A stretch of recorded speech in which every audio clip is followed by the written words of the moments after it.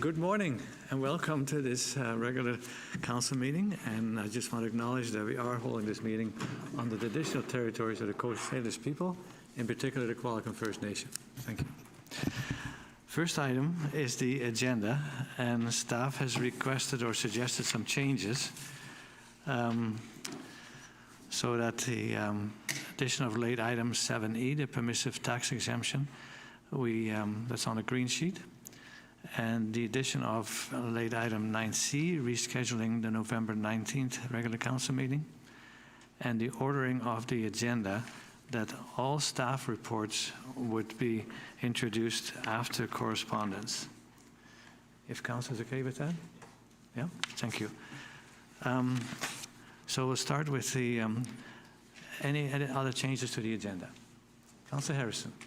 Thank you very much, Your Worship. Just with your permission, there was a discussion I had with staff. The reason we're changing the date is there's a conference, and because our policy on conferences is we have to have a motion. It's okay to do that during the council liaison report.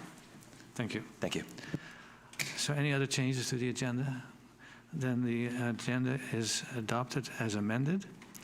Then we have the consent agenda, which is mostly the minutes. Is there any changes to those? Councillor Skipsey. Ms. Svensson. Thank you, Mayor Westbrook. Through to Councillor Skipsey, there were some grammatical changes to the public hearing minutes that staff will be reviewing and amending. Thank you. So then the consent agenda is adopted as amended. And recognition, we don't have any. No delegations. Then there's correspondence from the District of Nanaimo regarding the loan authorization bylaw. And there's a staff recommendation. How does council wants to proceed? Councillor Skipsey moved. Councillor Young seconding. Discussion. All in favor? Opposed, if any? Carried. Thank you. Then we have the receipt of the petition. This is the neighborhood petition opposing large care facility on College Road. And that's just for receipt. So I don't think that we need even maybe I make a motion, but by consent, we can receive the information. Councillor Harrison. Just one point too. I know that was the name of the petition, but I just think when we have petitions that are either for or against, we want to be really careful in the language in our agenda that it doesn't suggest that that's staff saying that, you know, there's yes. large or small or wonderful or bad, anything sort of like more of an adjective. Sure. Well, any further comments? Then that correspondence is received by consent. And then we switch to staff reports, which starts by number 9. And the first one would be finance. Mr. Harris. Sorry, Mr. Hare, sorry. Thank you, Your Worship. Good morning, Mayor and Council. This is a third quarter update, or this third quarter update provides a snapshot on Council's 2025 strategic initiatives, capital program, and operating financial results as of September 30th, 2025. The goal of our quarterly updates is to ensure transparency, accountability, and alignment between Council's strategic priorities and the town's financial and operational performance. The strategic, in terms of our third quarter review, we'll be going through our strategic initiatives, capital program, and operating financial results. And we'll start off with the strategic initiatives. Council approved 26 strategic initiatives for 2025 under 6 focus areas identified in the 2025 to 2029 strategic plan. As of Q3, 6 initiatives are complete, 17 are in progress, 3 have not yet started, and 1 additional initiative, the Qualicum Commons due diligence, was added during the year. Overall implementation on our strategic initiatives is on track, with most initiatives progressing within expected timelines and budgets. The detailed financial narrative summaries for the strategic initiatives are provided in attachment 1 to the staff report on agenda pages 119 to 123. And so in the next few slides, I'm just going to summarize the progress on the individual initiatives and the detailed comments. May I ask everyone to check their phone and put them on quiet? Thank you. Okay. And the detailed comments are included in the attachment to the agenda. So going over to good governance, you have all of the good governance initiatives listed on this slide. There are 9 initiatives in the good governance area. 2 are complete, 6 are in progress, and there's 1 that's not started, and that's a records management initiative, and the start for that has been pushed out to 2026. In community health and well-being, we have a total of 3 initiatives. 1 is complete and 2 are in progress. And in the climate action area, we have a total of 5 initiatives. 2 are complete, 2 are in progress, and the 1 that's not started, the tree protection bylaw update, has also been pushed out to 2026 by council resolution.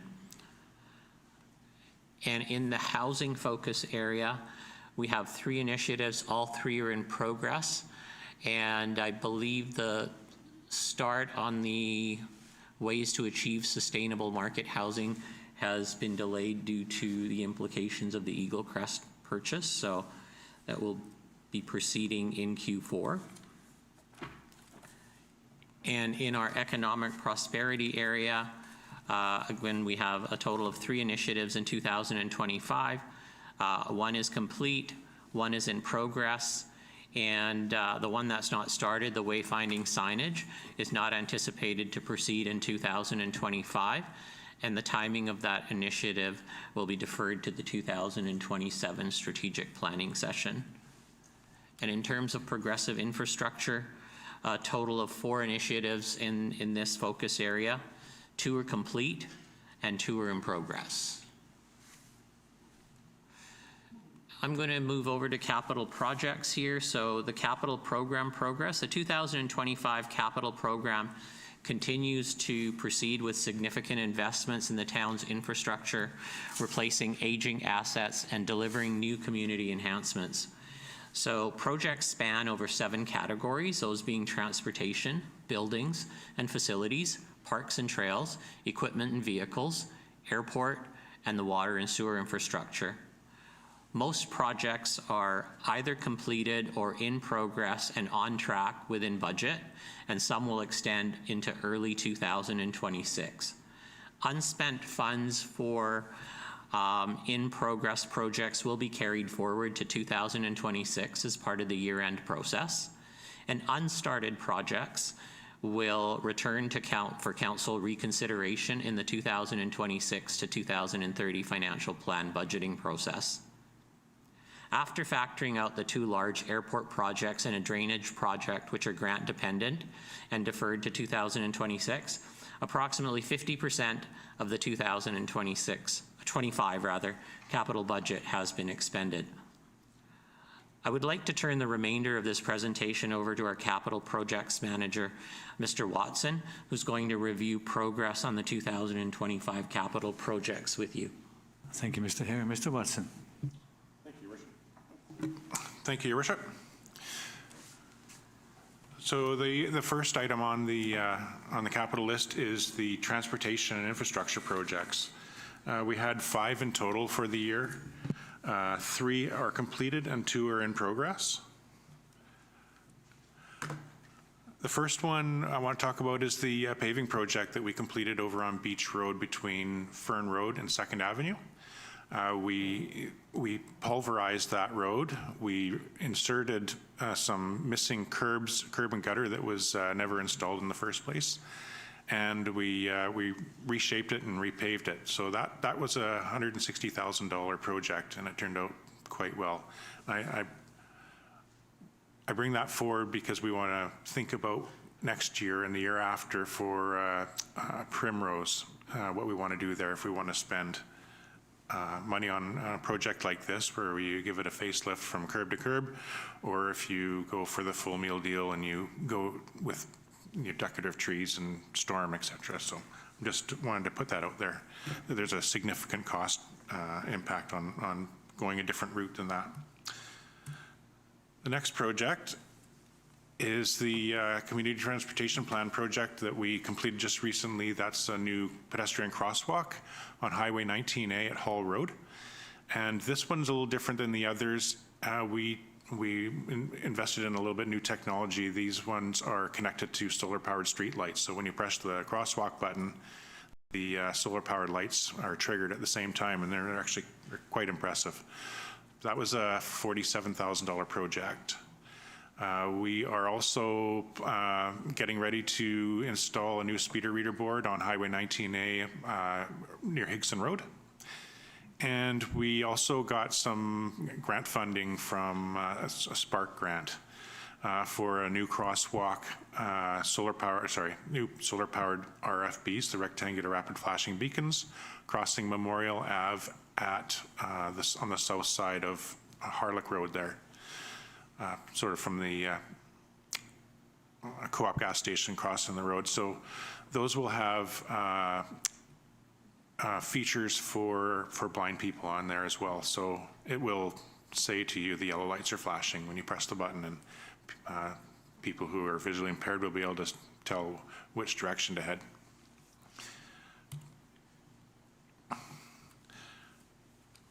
The next one, we went into this one at length on September 10th.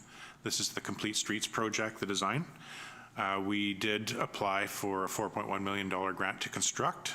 So we still have some room to do some fine tuning if council wasn't completely happy with the design that we proposed. So there's a little bit of wiggle room there to make some final adjustments before we proceed. Next one is the accessibility improvements that we did this year. This took place on Fern Road at Primrose. We had some really deep catch basin grates that were a bit of a hazard to step on, and a custom, you could say, drainage system on the south side of the road there. So we've cut that out. We've put in some proper storm improvements there, and increased the size of the sidewalk so you could get around the telephone pole there on the south side of the road. So there should be enough room for wheelchairs and scooters or whatever needs to go onto the sidewalk at that corner now. So our drainage projects this year, we had 9 in the queue for the year. 4 have been completed and 4 are in progress, and 1 is grant dependent.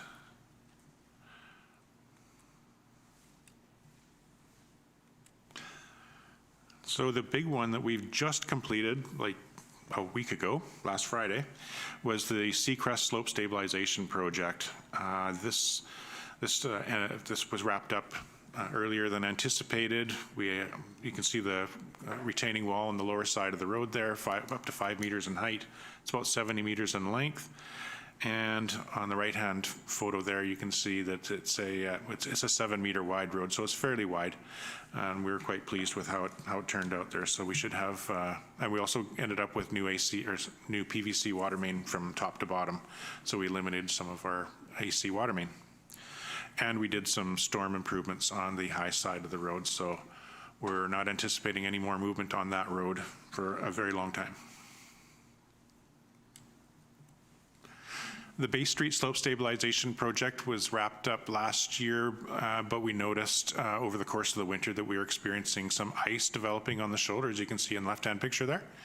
And that was as a result of water coming out of the rocks there and on the bank there and shedding onto the shoulder. So we excavated a bit of a trench and put in some drain rock and some filter cloth, wrapped it up, and now it will be diverted into the storm system and hopefully not freeze in the wintertime. So we expect that ice will have been eliminated for next year. We relined the culvert going into the Grandin Creek strata at the end of Hoy Lake Road. So this culvert was quite deep. It's 3 or 4 meters deep and very close to railway tracks and the only access into the Grandin Creek strata. So instead of digging up the road and replacing the pipe, we relined it with a product called Thermoform. And we expect that project, or that culvert, to last up to 100 years. So we're pleased with the result of that too. The last one is the Grandin Creek Confluence. This one's still in the works. We're still working on this one, but I just want to let you know what this was about in case it wasn't clear. So the photo on the left, you can see there's a large sinkhole there. That's under the trail going into the Grandin Creek Trail at the bottom of Crescent Road West. And the right-hand photo is where we dug that out and did a temporary patch on that culvert. So you can see that it's quite deep. I think it was about 3.5 meters deep. Quite a large culvert, and we don't want that to fail going forward. So we are we're completing a design to upsize it and tie it in better to the remainder of the storm system. The next item is the facilities. So we have 7 projects, 1 are complete and 5 are in progress. And some of them are actually quite close to being completed now. The first one was at the Civic Center. We replaced the tracks or the wheels on the partition doors. We were experiencing quite a bit of resistance. The door was hitting the floor and we were trying to push it across the floor and scuffing the floor. So we've made some adjustments there and it's working perfectly now. We also replaced the flooring in the kitchen there. And up on the roof of the Civic Center, we're replacing the lower roof of the Civic Center with plans to do the upper roof next year. That project is wrapping up in about a week and a half. Over at the Parks Yard, we are constructing and almost completed, actually, the conversion of a storage room into a dry room. So prior to this, we had all our park staff hanging up their wet clothing in the boiler room and mechanical room, which wasn't safe. So we purchased a sea can, moved all of the fertilizers into the sea can, and are modifying that room to make it suitable for lockers and drying their clothing in the wintertime. And they also purchased another sea can on the right-hand side there for a foreman office trailer. Over at the airport on the left-hand side there, we were experiencing some rot there was a wooden floor there at the time for one of the bathrooms, and we've cleaned up that bathroom. We are working on the Tosh bathroom as well on the right-hand side there. And at the Satlam Park, so not a lot has changed on the outside of the building since the last update, but there has been a lot of work taking place on the inside. So the floors, most of the floors are some of the floors are complete while it's getting completed. So there's still a bit of work to do on the interior. The expectation is that they're going to be open well before Christmas there, including the exterior washroom. Next section is the Parks and Trails. So there's 7 projects in the queue. 5 are complete and 1 is in progress. And another one of the Cenotaph. We need to have further discussions on that one. So we resurfaced and filled the cracks on the tennis courts at a cost of $54,000. It turned out very nice. The Cenotaph project, which is in our agenda to talk about a little later in the agenda, I'll cover that later. We replaced the Judges Row stairs. They were a set of failing wooden stairs. They were in fairly tough shape, so we had a contractor remove those and put in a new set of aluminum stairs. And they have excellent traction now. So that's just off the end of Judges Row going up to Knight Terrace. Oops. So the vehicle section, we have 6 purchases in the queue. 3 are complete, 3 are in progress. So we on the top there, that green machine, it's a small Parks tractor.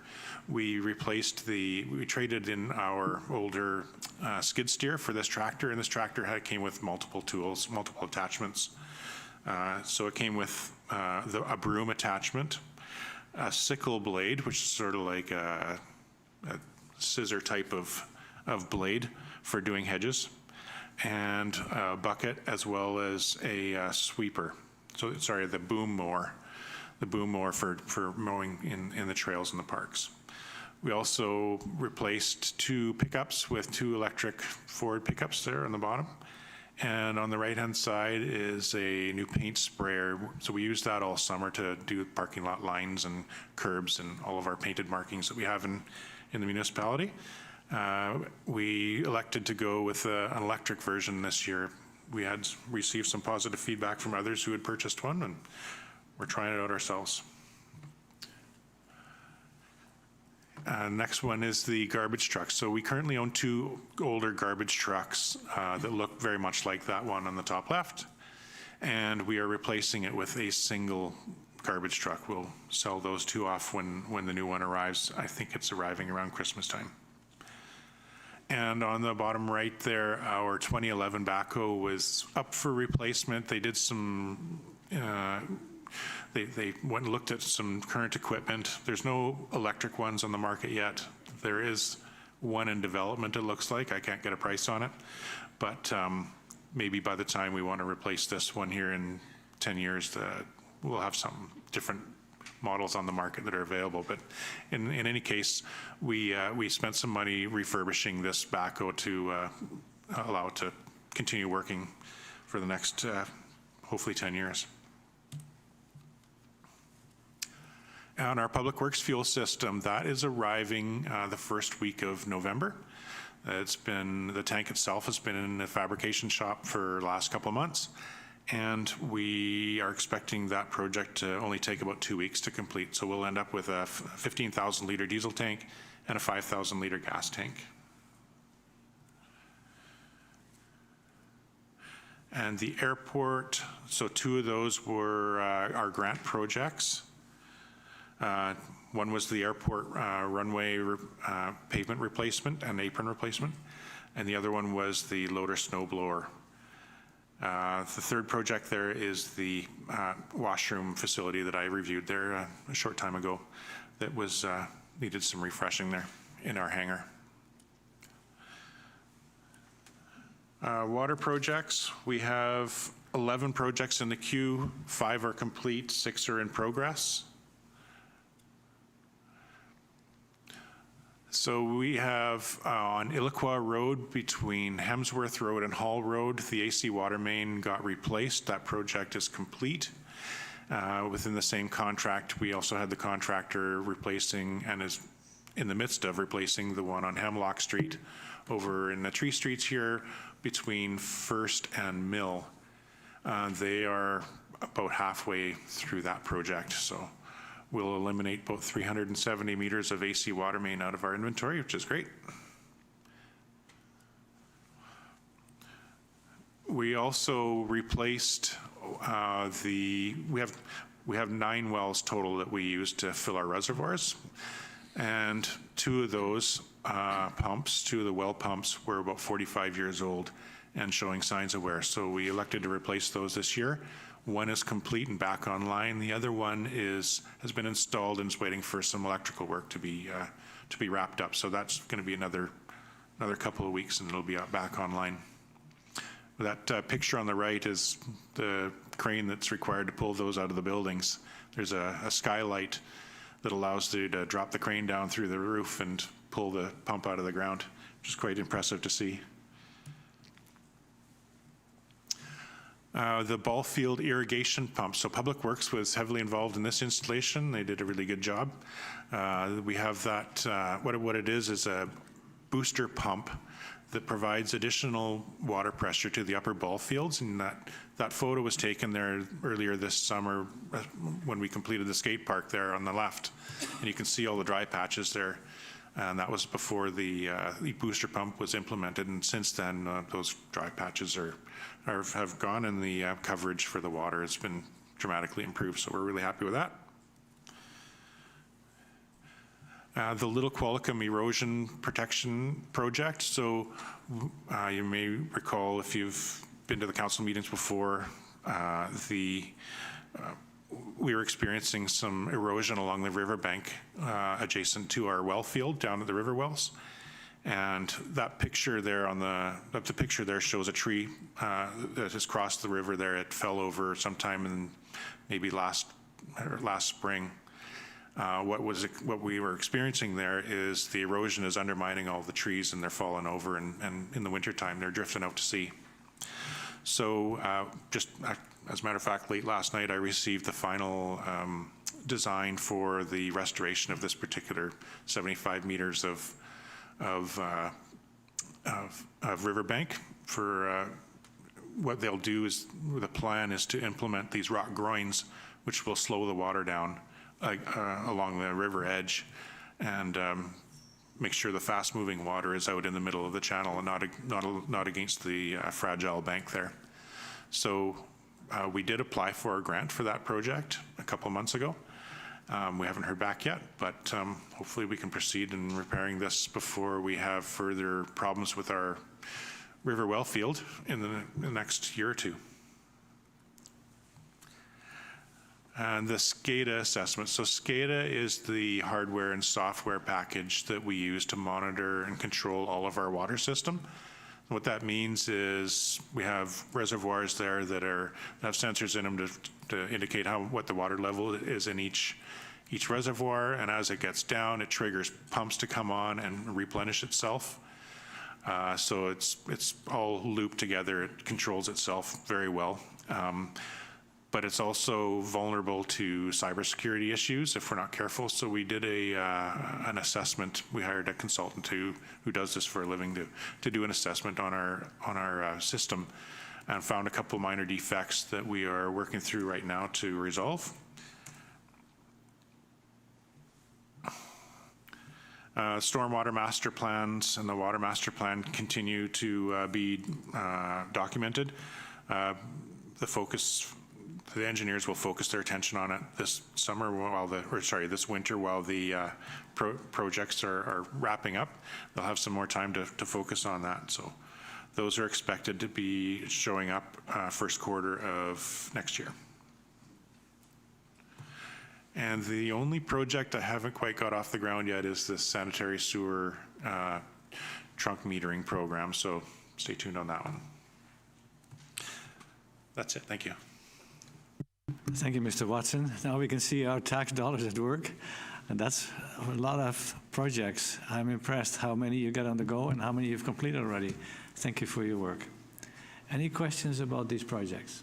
They'll come back again at our strategic planning session as well. So, Mr. Hare. Thank you, Your Worship. Just worth noting that attachment 2 to the agenda package and the staff report did include a narrative of all of these projects in terms of the status on these projects and year-to-date spending to September 30th. Of course, didn't have the great pictures that Mr. Watson provided, but this presentation will be posted online on our website so that it will be available for those who weren't able to attend today's meeting. So I'm going to transition over towards the operating budget performance.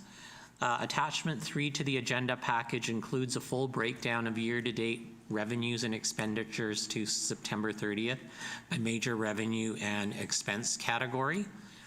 The general fund operating budget continues to, I'm not going to go through the individual comments or the individual line items. I'll just provide overall comment for council's information. So the general fund operating budget continues to perform on budget. So revenues, including property taxes, development fees, and leases, are tracking on budget as planned. Oops, there we go. So it is worth noting that this operating budget revenue chart summarizes that revenues, this chart summarizes our revenues by source, and it's worth noting that 80% of the 2025 budget revenues come from either property taxation or grants. So grants are a very important part of funding for our initiatives. And in terms of our operating expenditures tend to remain within approved limits across all service areas as of Q3, and this reflects continued strong fiscal discipline and cost control through quarter 3. I know the graph was a little bit difficult to, this one is a bit difficult to read, but the agenda package has, again, comments for each department in a narrative in terms of the status of the variance. And then this pie chart is just provided to provide context on where our municipal dollars are spent. So the majority of our spending is in the operations area, and then administration and fire and protective services.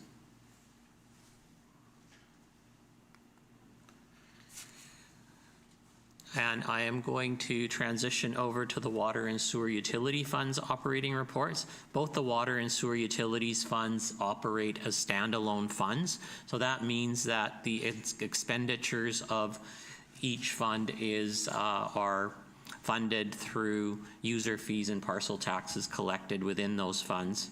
Revenues and expenditures are trending on budget in the water utility. Contributions to the infrastructure reserves are continuing as planned to support long-term asset renewal. And details, again, as I mentioned earlier, for the water sewer fund expenditures are included in attachment 4 to the agenda package. And in terms of the sewer, again, same comment, the revenues and expenditures are trending on budget, and we're making contributions to our sewer infrastructure reserve as per the budget. Now it is also, I'm going to have a quick little description on grants here. So grants continue to be a very important component of the town's funding strategy, enabling key infrastructure investments and advancement of strategic initiatives and support to community groups. Now, as was shown on the previous revenue chart, grant funding represents nearly 30% of the town's 2025 budgeted revenue. So in 2025, grants supported about 1.1 million in capital investment projects, which are highlighted on this slide here. They supported about $333,000 in strategic initiative funding and $740,000 in grant revenue, including support to community and philanthropic organizations. Sorry about the pronunciation there. And then, just to summarize, basically, our quarterly reporting ensures that council and the public can see a clear linkage between our strategic plan objectives, financial performance, and resource allocation and project delivery. This strengthens good governance and public trust by showing that priorities and budgets are being implemented as approved.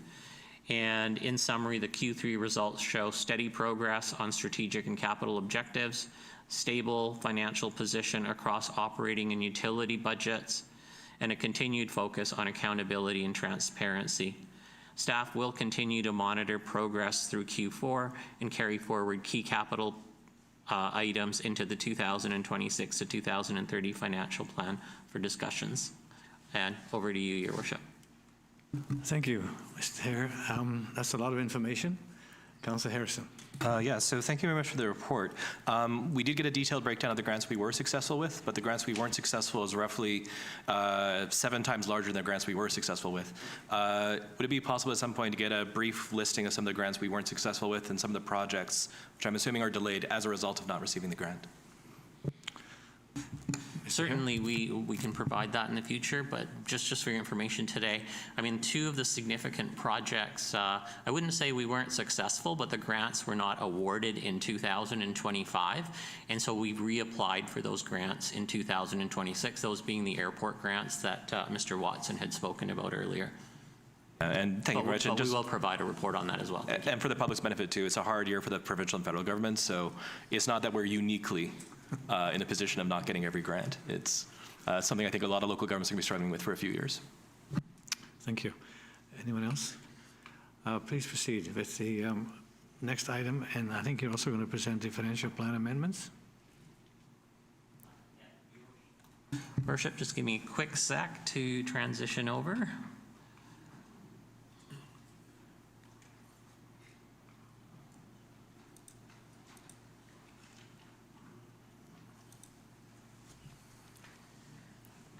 Yeah, thank you, Your Worship.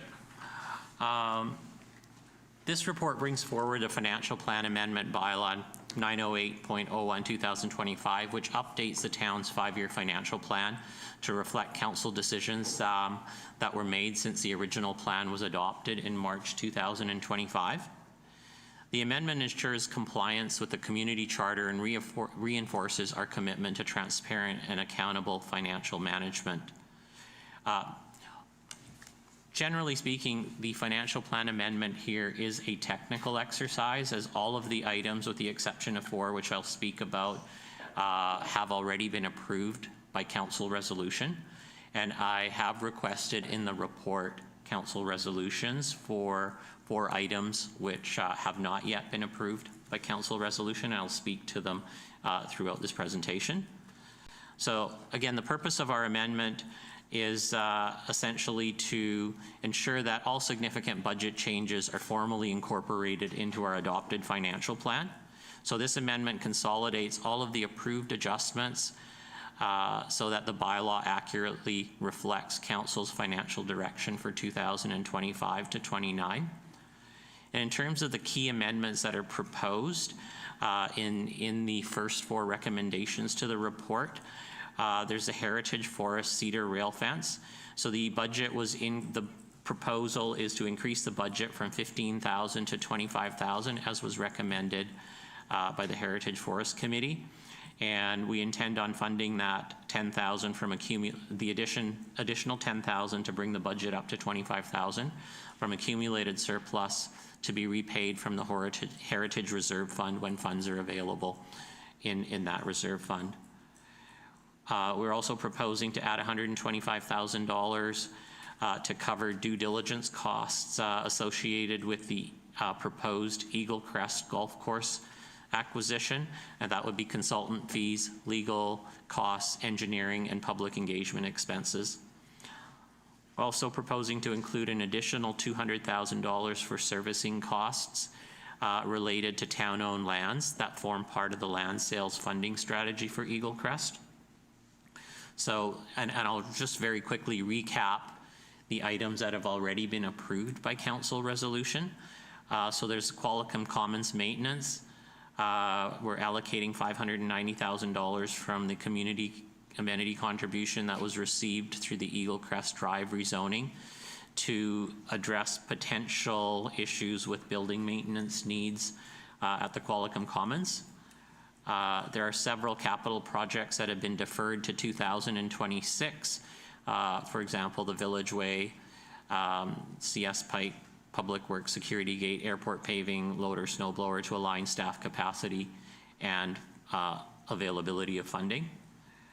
Also, strategic and blue sky initiatives beyond 2026 have been deferred by 1 year or until the reserves are replenished. The ice plant dehumidifier at the Curling Club, the request for that had come in shortly after the financial plan was prepared. We had a council resolution to include that in the financial plan amendment. And in terms of the financial implications, the amendment consolidates all of the council approved amendments into a single statutory document, as I'd mentioned earlier. And bridge financing from reserves has been used for Eaglecrest, and the financial plan assumes that those reserves will be replenished 50% in 2026 and 50% in 2027 through the projected land sales proceeds. And deferred projects will ensure that the town maintains a balanced reserve position while advancing priority investments.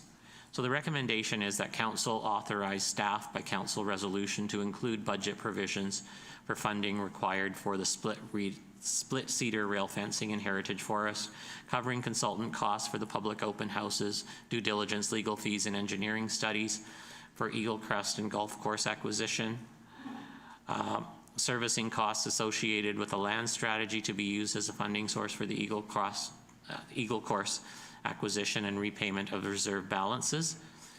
And then staff also recommend that council give first, second, and third reading to the financial plan amendment bylaw 908/01/2025 by replacing schedules A and B with their revised versions. and this will maintain legal compliance and align the bylaw with council's direction and support clear reporting going into 2026 to 2030. So in closing, the summary keeps our financial plan current, transparent, and fiscally sound, reflecting council's priorities and the town's continued focus on good governance and community investment. Thank you, Mr. Hare. Ms. Varela. Thank you, Your Worship. So I think it's important to emphasize that before council makes a decision to acquire or not acquire, excuse me, the Eaglecrest Golf Course, the financial plan has to be amended in advance. So those reserves haven't been used per se. They're anticipated to be used for that purchase if council makes that decision, which we know we're still waiting for. So just a bit of clarification for the benefit of the public, Your Worship. Sure. Thank you. So there were two recommendations. One is regarding the quarterly update and the capital program. Any concern about that? Then we received those by consent. And then the amendment bylaw we just heard. Any consideration? Councillor Harrison. Sure. Well, I'll move it for debate. Thank you. Councillor Young seconding. Discussion. Go ahead. Yeah, so my concern is just with number 3. I do have a resolution coming forward on the November 19th meeting to look at long-term borrowing. Don't expect it to be successful, but I'm bringing it forward anyways. But because of that, I think that I wouldn't want to allocate $200,000 for land sales when I think we're much better served doing long-term borrowing instead and taking a lot more time looking at how we develop Eaglecrest. So I just make an amendment, which might not be seconded, to remove number 3. Thank you, Councillor Harrison. Is there a seconder for that? No? Okay, thank you. Well, you made a point. Go ahead. Anything else? Then this is a proper motion because this is a very detailed report. Thank you, Mr. Hare, for providing the clarity on that. Further discussion. All in favor? Opposed? Councillor Harrison opposed. Thank you. There was a couple other late items that were added. And one was about the property tax exemption bylaw. And we need that for adoption. We had second and third reading done, but we didn't do the adoption. So you have it on your green sheet. Could I ask for a motion to that effect? Councillor Harrison, Councillor Van der Valk, discussion. All in favor? Opposed of any? Carry. Thank you. And there was, I think, one more item we might as well deal with now. And that is to reschedule the November 19th regular council meeting to November 20th at 9 a.m. in the council chambers. Councillor Skipsey, Councillor Van der Valk, discussion. All in favor? Opposed of any? Carried. So next is the water rates and water parcel taxes. Mr. Hare. Thank you, Your Worship. Mayor and Council, the report before you presents proposed amendments to the water rates and water parcel tax bylaws for the years 2026 through to 2028. These amendments will ensure that the town's water utility remains financially sustainable and that we continue to make progress toward funding the replacement of aging water infrastructure. So the purpose of this report is to review the anticipated operating and capital funding requirements in the water utility for 2026 to 2028 and to adjust both the user rates and the parcel taxes accordingly. The goal is to balance affordability for residents with long-term sustainability of the water system. So in terms of the background and system overview, the town has owned and operated its water system since the early 1940s. It now serves approximately 4,600 households in Qualicum Beach and supplies bulk water to about 240 homes in Sandpiper through the RDN. The system includes 9 wells, 5 reservoirs, 108 kilometers of water mains, and 5 booster stations. The utility is funded entirely through user fees or parcel taxes, with revenues covering both operations and reserve contributions.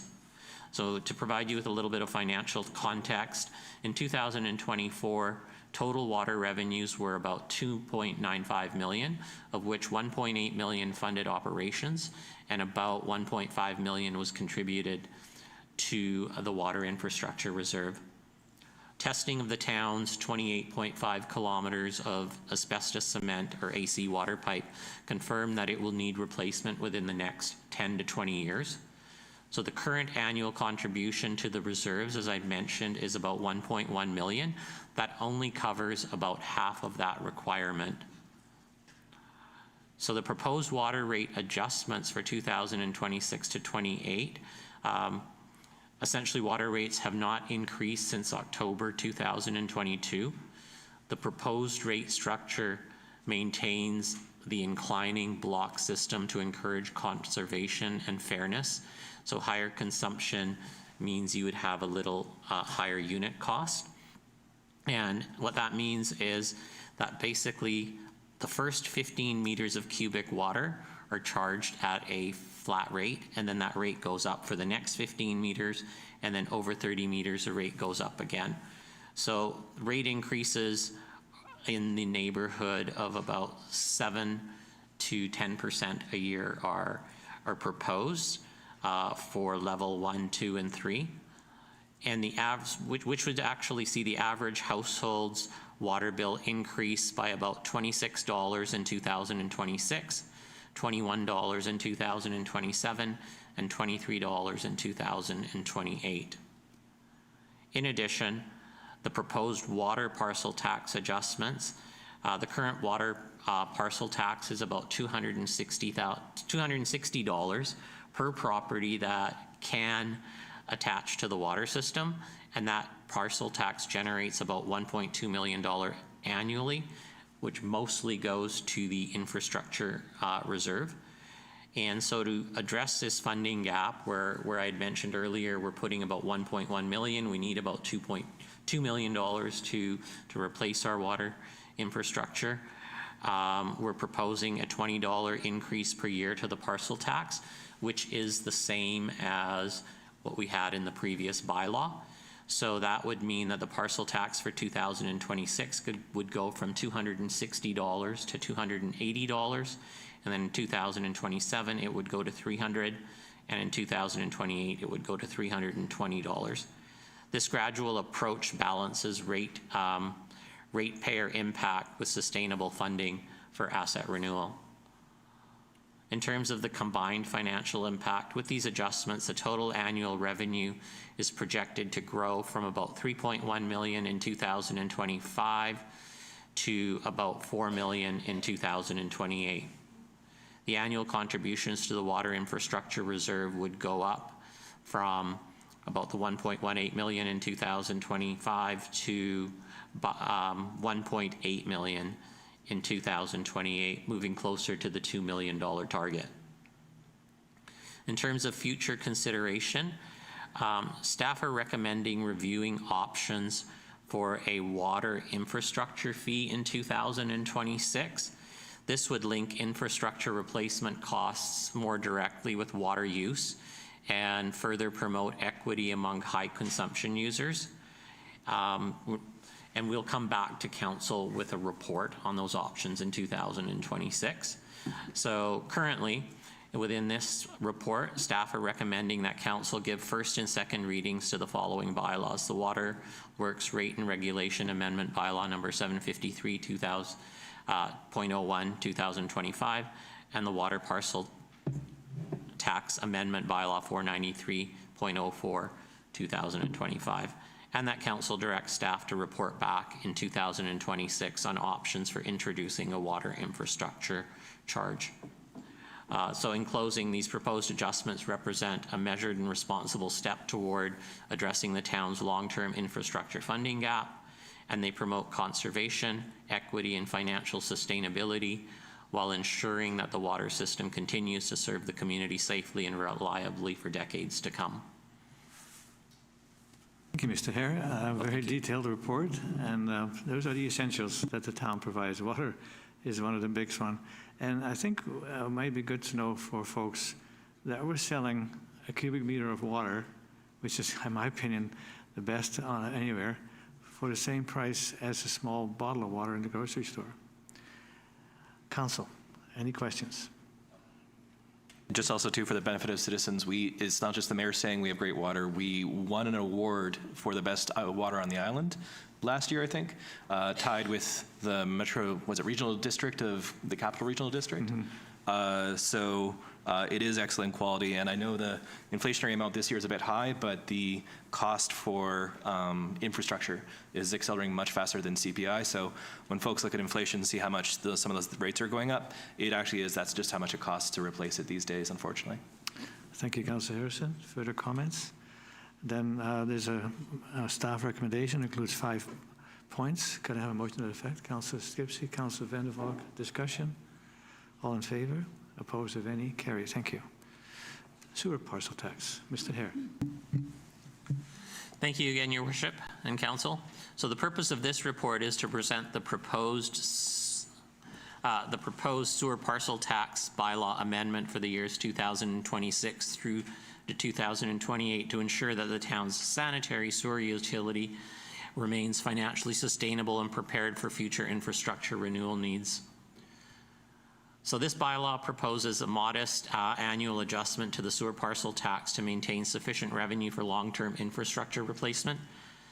The town's sewer utility operates, again, on a user pay model with revenues from user fees and parcel taxes funding both daily operations and capital renewal. The Qualicum Beach sanitary sewer system was installed primarily after the mid-1970s and is in good overall condition. The system includes about 83 kilometers of mains, 1 lift station, and 1,300 maintenance holes. Wastewater is conveyed to the RDN French Creek Pollution Control Center for treatment. Because most of the assets have a lifespan of 80 to 100 years, major replacements are not yet imminent, but steady annual reserve contributions are essential to address future costs. So in 2026, staff plan to complete a condition assessment of the collection system, including inspection of maintenance holes and a few remaining asbestos cement mains. And findings from this work will guide future maintenance priorities and rate planning beyond 2026. So the proposed rate adjustments, the sewer user fees will remain unchanged for 2026 as the operating costs are stable in the sewer system. The sewer parcel tax is proposed to increase by $5 per year for the next 3 years, which is consistent with the bylaw that expires at the end of this year. So that would mean that for 2026, the sewer parcel tax would go from $60 to $65, 2027 to $70, and in 2028 to $75 a year. So each $5 increase generates about $24,000 in additional revenue, all of which will be contributed to the sewer infrastructure reserve. In terms of the financial and strategic rationale, these incremental increases are measured and affordable, ensuring that the town can accumulate sufficient reserves for future system renewal without creating rate shocks for our residents. The approach also aligns with the user pay principle and the town's long-term asset management and financial sustainability objectives. So the recommendation is that council give first and second readings to the bylaw attached to this report to the Qualicum Beach Sewer Parcel Tax Bylaw number 492, 1991, Amendment Bylaw number 492.03, 2025. And in closing, this amendment represents, again, a proactive, modest, and responsible adjustment that maintains affordability for our residents while ensuring the town is financially positioned to renew critical wastewater infrastructure in decades ahead. Thank you, Mr. Hare. Questions about this report? And I have a motion for first and second reading. Councillor Van der Valk, Councillor Young. Do we need to do separate readings? No, we can do both at once? Yeah, thank you. So it'll be moved and seconded. Further discussion? All in favor? Opposed, if any? Carried. Thank you, Mr. Hare. And Ms. Swenson, did I cover all the green sheets regarding this area? Yes, you have. Thank you. Thank you. Airport. And thank you, Mr. Hare, for all the work you put in. I know you've been working many hours to try and get this across the finish line. Mr. Goldfuss. Thank you, Your Worship. The purpose of this report is to provide council with additional information following a request from the president of the Qualicum Woods Residents Association regarding additional NSAs for Aldous Road, Cottonwood Drive, and Hemsworth Road. In addition, Council is provided with information following a staff discussion with NAV Canada that included adding Aldous Road, Cottonwood Drive, Hemsworth Road, and expanding Rupert Road as NSAs. At the September 17th Council meeting, staff brought forward a report recommending the expansion of NSAs and the creation of a VTPC, Visual Terminal Procedures Chart. During the Council meeting, there were discussions regarding the expansion of the Rupert Road NSA. More specifically, why the Pheasant Glen Golf Course subdivision was not included as part of the new recommended NSA. As a result of these discussions, staff have reevaluated the Pheasant Glen subdivision in this context and propose further adjusting the VTPC. This adjustment focuses on areas of lower density. Following the September 17th Council meeting, staff received a request from the President of the Qualicum Woods Residents Association to consider NSAs over Aldous Road, Cottonwood Drive, and Hemsworth Road. This latest proposal from the Qualicum Woods Residents Association permits a clear flight path for departure and arrival, runway 29. On September the 22nd, staff had a meeting with NAV Canada and discussed several scenarios regarding the creation of NSAs and flight safety.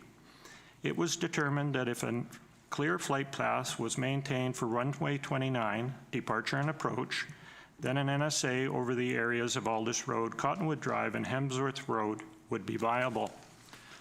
Your Worship, if I may, I'd like to bring to Council's attention this map that is up. This is Appendix 1 of this report. And as you can see, this map was part of the September the 17th report. The proposed area on the north side would be the new NSAs from the shoreline basically down to the east of the airport to a property here on Hodges Road. This new proposal, Your Worship, as part of this report would include Aldous Road, Hemsworth Road, and Cottonwood Drive, and the expansion of Rupert Road. This expansion of Rupert Road now, in this proposal, Your Worship, takes into consideration the new subdivision for Pheasant Glen, okay? In addition to that, we have adjusted the VTPC. So in this adjustment here, this is the lowest density that the community has in terms of properties. These properties are larger properties, Your Worship. They're approximately 5 acres in size, so there is lower density. And as I've mentioned, the expansion of Rupert Road, it does now avoid the new subdivision at Pheasant Glen Golf Course. Well, thank you. Questions, comments from Council? Councillor Skipsey. Thank you.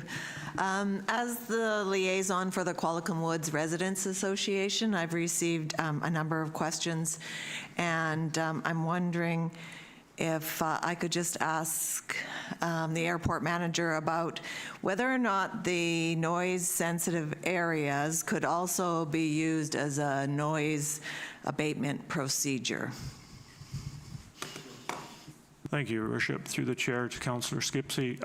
No, they cannot. So an NSA is completely different than an NAP, a noise abatement procedure, and I'd like to explain the differences, if I may. So a noise abatement procedure is a Transport Canada regulation. To obtain a noise abatement procedure, it requires extensive consultation. That consultation needs to be with airport stakeholders, community groups, residents associations, and of course Council and Transport Canada.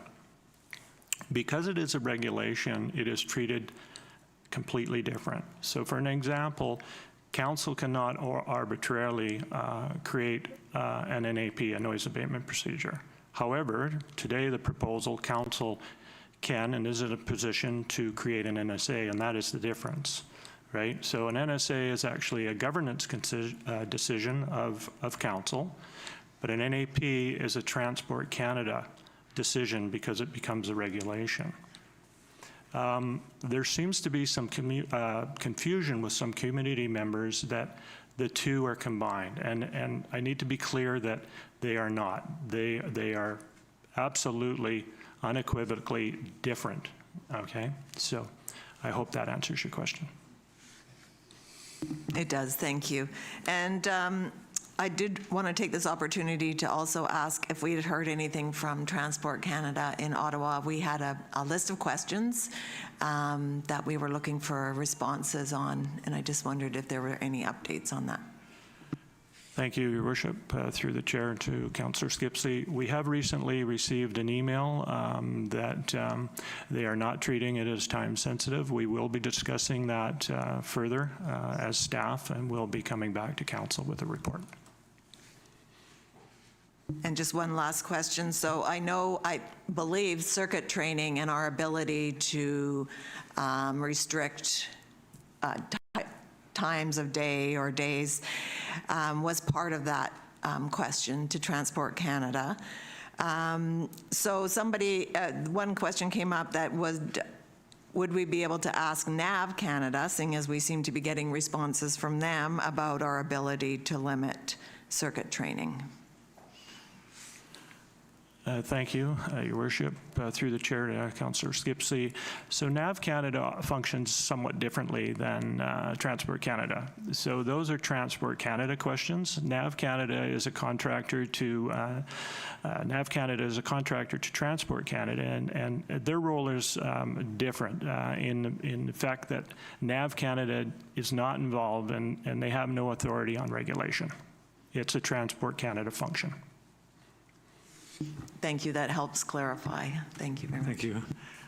Any further discussion? Councillor Harrison. Yeah, so I'm just a little bit confused because I didn't think that Rupert Road was part of Qualicum Woods. And I'm not sure why we're changing Rupert Road in the first place. If you look at where the flight path is now, it's significantly closer to the downtown core. It still flies over Eaglecrest. It does sort of miss the subdivision, but in my view, we're probably just making the problem worse by trying to make it better. I recognize this is a good faith effort to address some of the concerns I raised, but I just think fundamentally as a local government, when we change zoning, we're required to notify people of the change in zoning in their neighborhood. And if we're going to be changing the flight path and having the flight path go over a whole new neighborhood, we should probably be contacting the residents of the neighborhood and say, hey, there's a change. We've got a committee of the whole in December for the airport. And I suggest we might want to defer this till after that committee of the whole. So everyone who's impacted by the potential changes, especially along Rupert Road, I think the ones in Qualicum Woods, there'd be pretty broad agreement. But I just think the Rupert Road one, we might be better served just deferring this for a little bit and then having that committee of the whole meeting, which is already scheduled for the airport in early December, and have the feedback from that from the public. And then we might be better served for where we land on that one aspect of this. All right. We can make a defer. A motion would be required. I would make a motion to defer till, for this matter, after the December, oh my gosh, I'm sorry, I don't have the date of the committee of the whole, the December committee of the whole meeting regarding the airport. So the entire report you would like to defer? Yeah. Thank you. Is there a second for that? Councillor Young? Ms. Varela.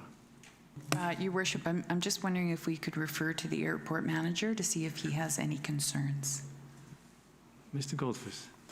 Thank you, Your Worship. I just want to bring it to Council's attention, and Council needs to be aware that this is a long process with NAV Canada. So for an example, if Council was to approve this report today, it would take approximately 6 months to have this new noise-sensitive areas and VTPC published in the CFS, which is the Canadian Flight Supplement. So that's very important. So if Council were to, for an example, as per Councillor Harrison's motion, approve that, this would be time delayed up to a year, and maybe even longer, because what would happen is I would need the direction as your airport manager to go back to NAV Canada. Do I ask them to just do part of this? Or do I, say to NAV Canada, just put it on hold? Because the concern, like I say, is it takes so much time to get through this process. And we've been told by NAV Canada, like I say, if we were to give them the go-ahead today, it would take up to March to get this done, so approximately 6 months. So I just wanted to explain that to Council.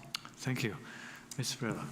Thank you, Your Worship. I just think it's important that council understands that risk before calling the vote, and you have that information. So again, the decision is council's. Thank you, Your Worship. Thank you.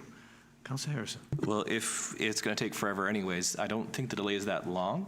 And the issue I would have is that this is something that essentially is a printed document by the federal government at the end of the day. It's a giant book, I think, of all the regulations.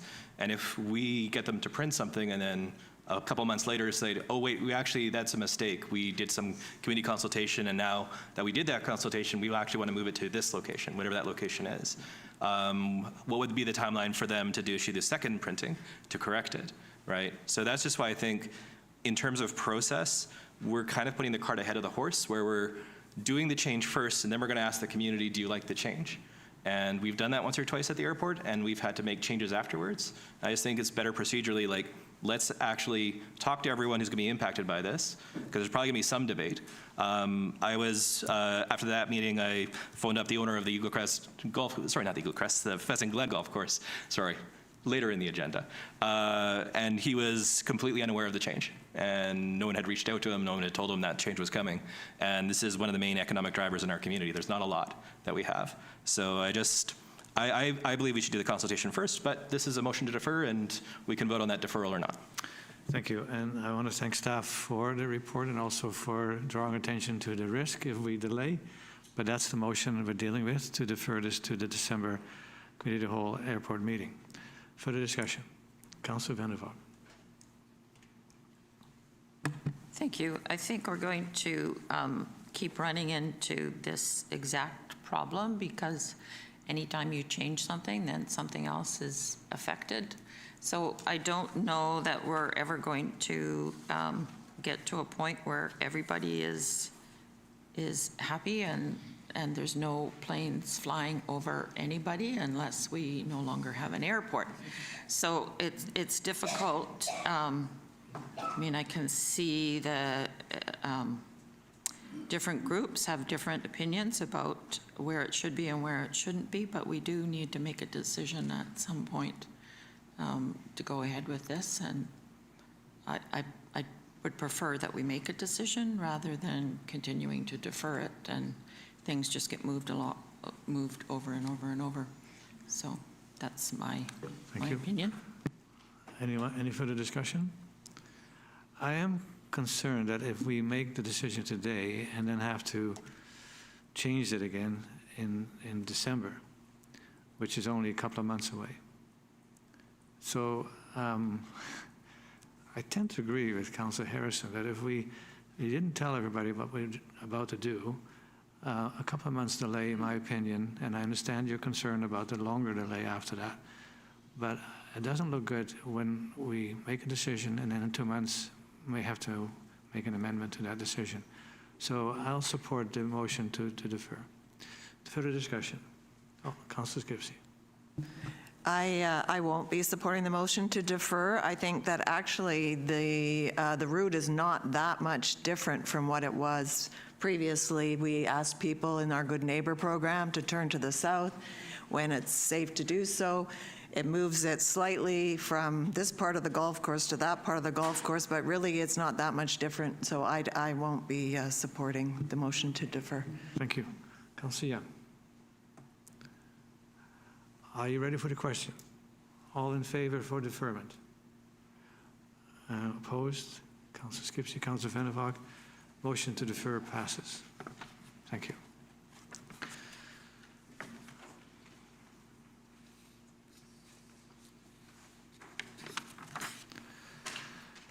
Interim Cenotaph measures. Mr. Watson.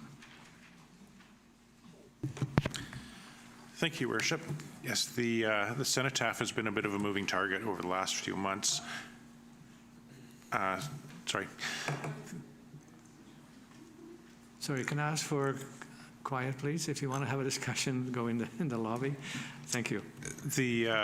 So back a couple months ago, we'd included in this year's plan to put out an RFP to reinstate the Cenotaph at the corner of Memorial and Railway Ave. However, we did put it out to on BC bid, but we did not receive any proposals.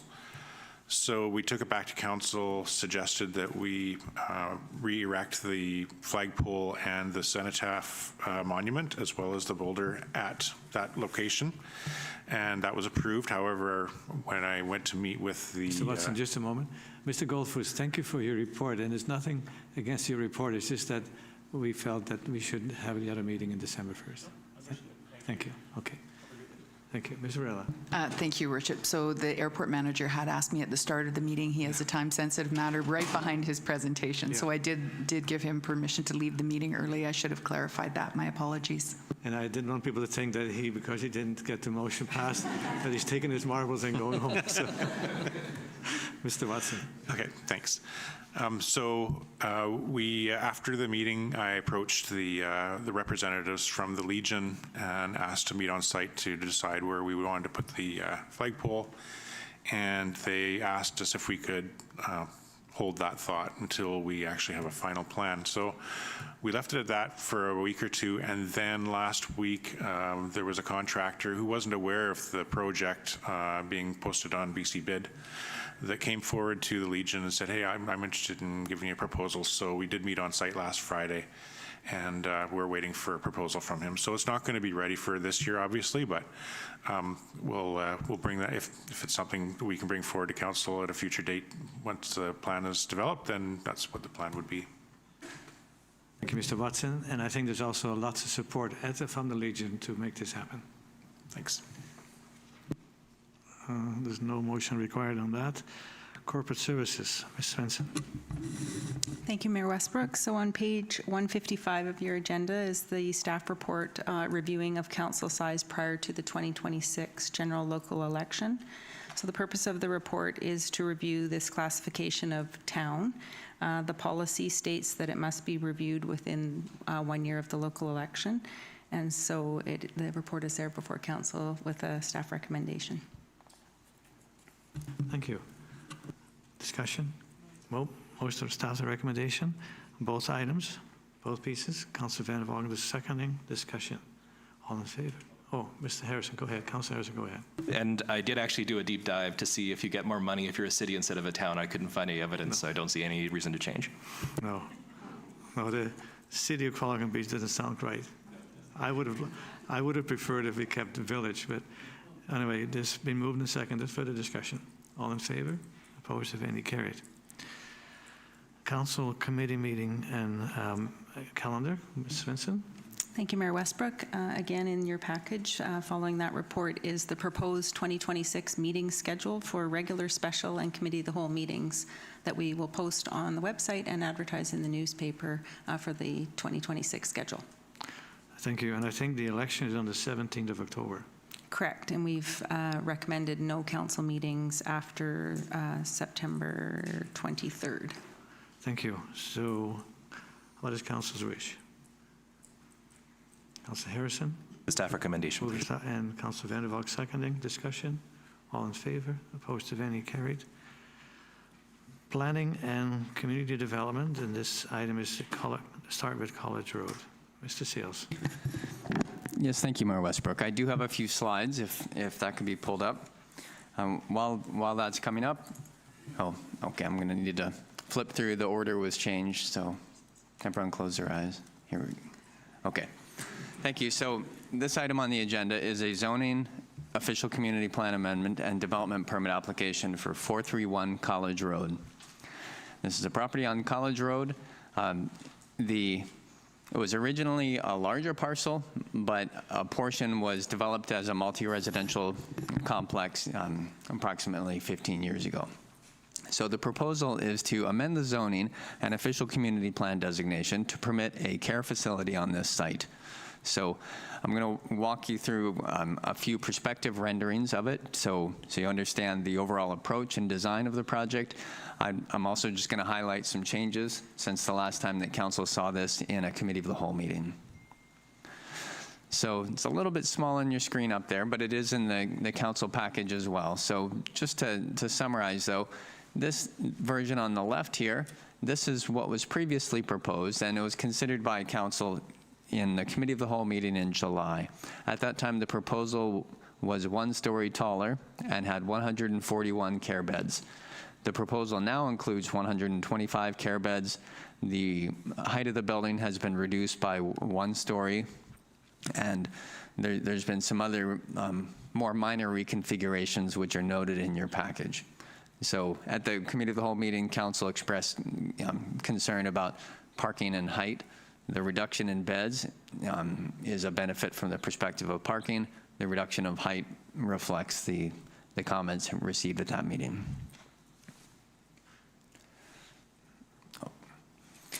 Okay, so here's some other perspective renderings of the development, and also some views from potentially other areas around. So this is the view from what would be College Road. There's a vehicular entrance and turnaround there. This would be from the northwest, so not a perspective you would see from any vehicles, but from the adjacent properties, perhaps in those areas. This is from Burnham Road. So currently Burnham dead ends into this area. And then there's a pedestrian entrance to access the stairs, and then subsequently down to the beach. So there would be changes in that area. There's a new service entrance being provided for garbage collection and deliveries, presumably. This is an outline of the extent of the building as viewed from Judges Row.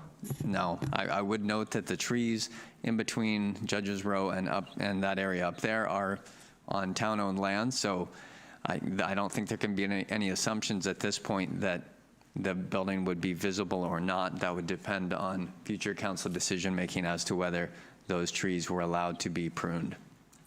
And this is the looking west along College Road.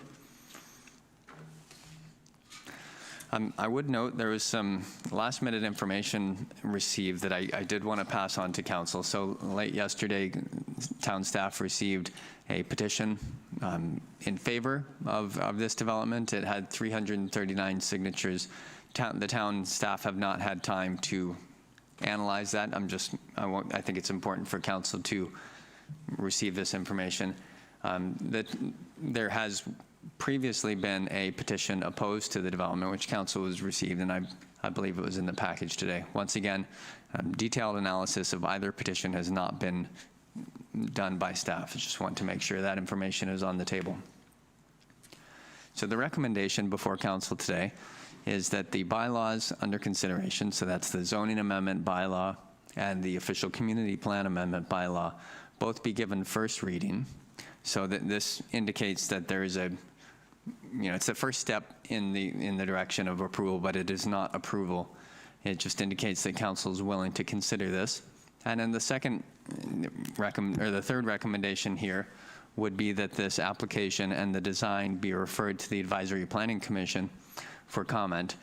And council could provide specifics as to what council would like the Advisory Planning Commission to review, but staff do note that one of the items that is appropriate to be received before the Advisory Planning Commission meeting is a more detailed analysis of the parking, because with the reduced number of care beds, it's still not entirely clear the degree of compliance with the town's zoning bylaw parking requirements, and also industry standards, because those have changed and evolved over time as the needs of care facilities have changed. So with that concludes my report. Thank you, Mayor Westbrook.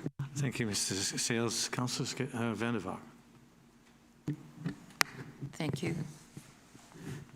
I've got so many papers in front of me this time. I do have some questions.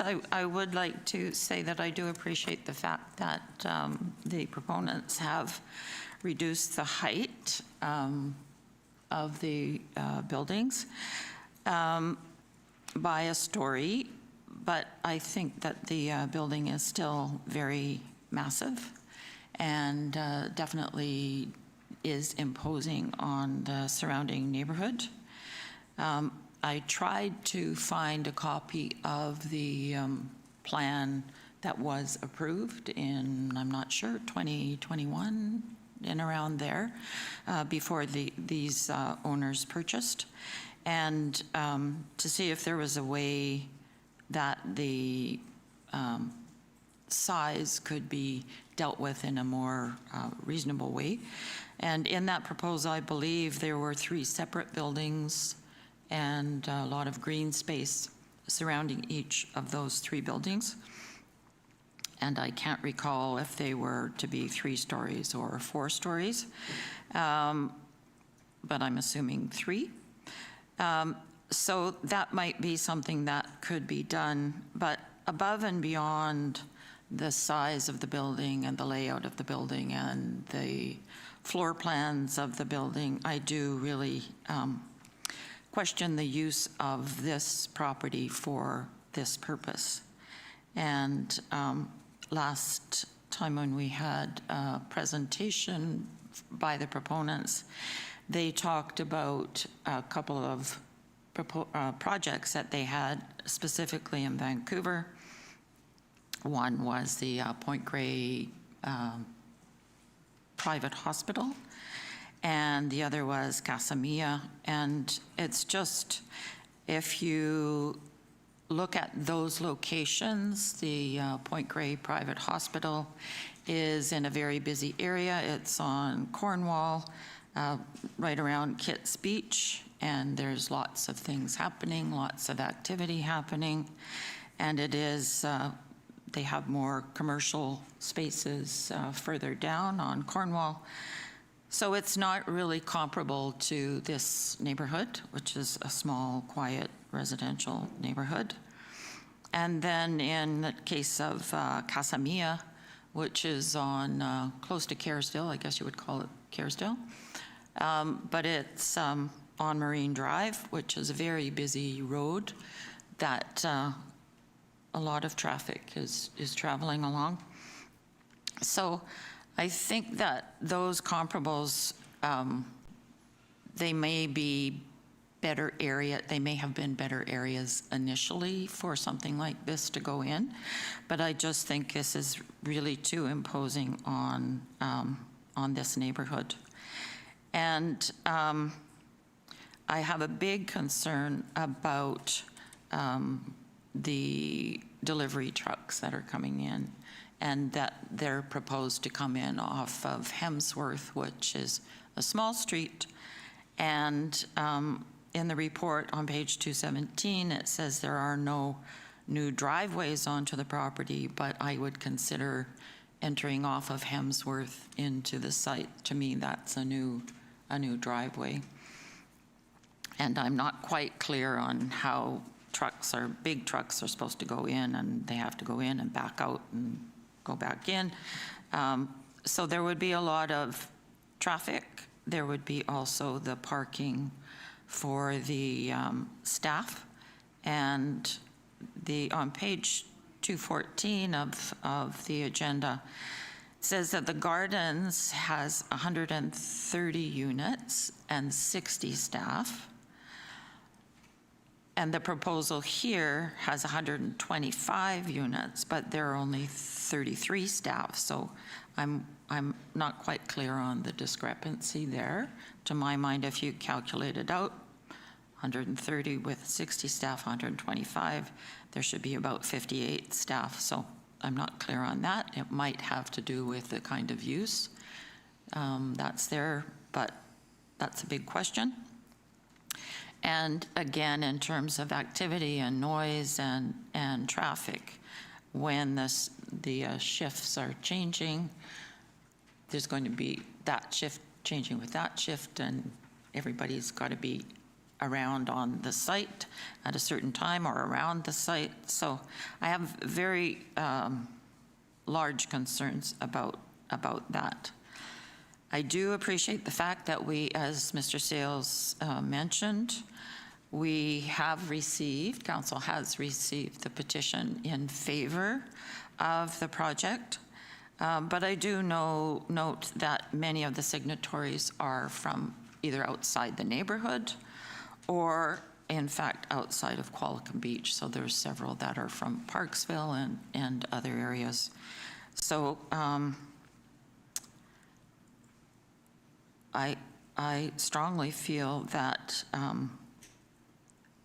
although we are in need of more senior care facilities, and I agree with that, I don't think that this is the place for it. So that's my point of view. Thank you. Councillor Harrison.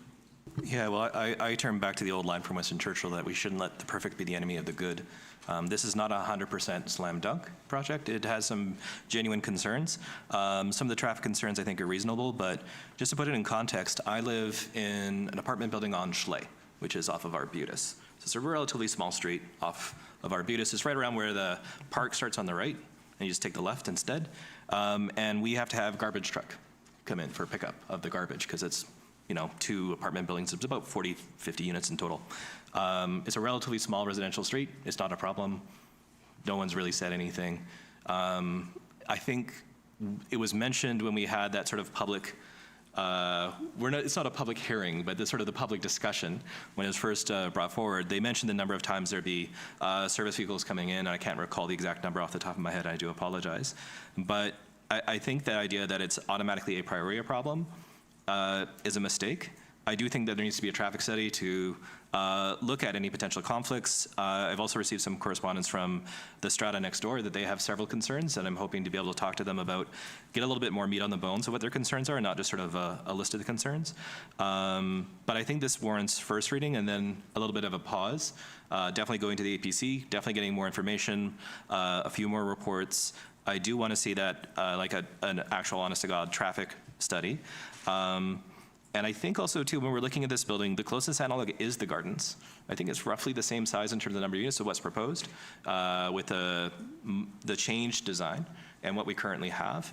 And a lot of staff parking is probably shared with the school, but if you went over the weekend, you probably wouldn't have too many people from the school district, from the school next by, parking. So that should give you an idea of how many parking spots the staff are using at any time in the day, because I'm assuming the same services are available throughout the week. If I'm wrong on that, I do apologize. But I do think this warrants first reading and a discussion at the APC.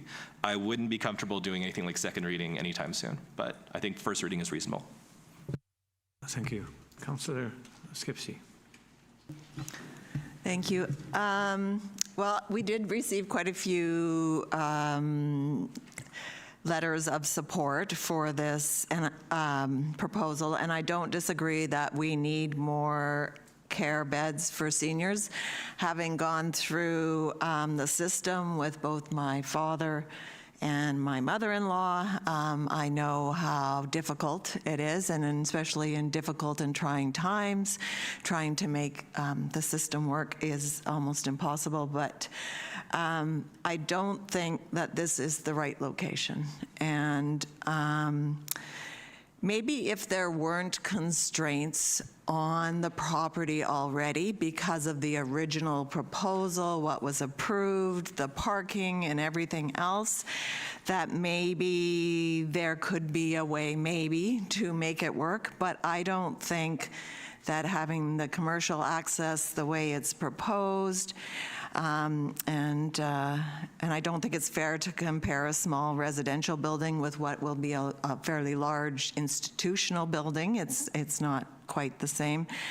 And I don't think sending it to the APC is fair because I don't think they're going to be able to work miracles on this project. So the property was purchased with zoning for up to 53 multifamily units, and I would be very pleased to see a proposal come forward under that current zoning. And that's it. I would be wanting to move alternative 1, which is to deny once council is done discussing the matter. Thank you. Councillor Young.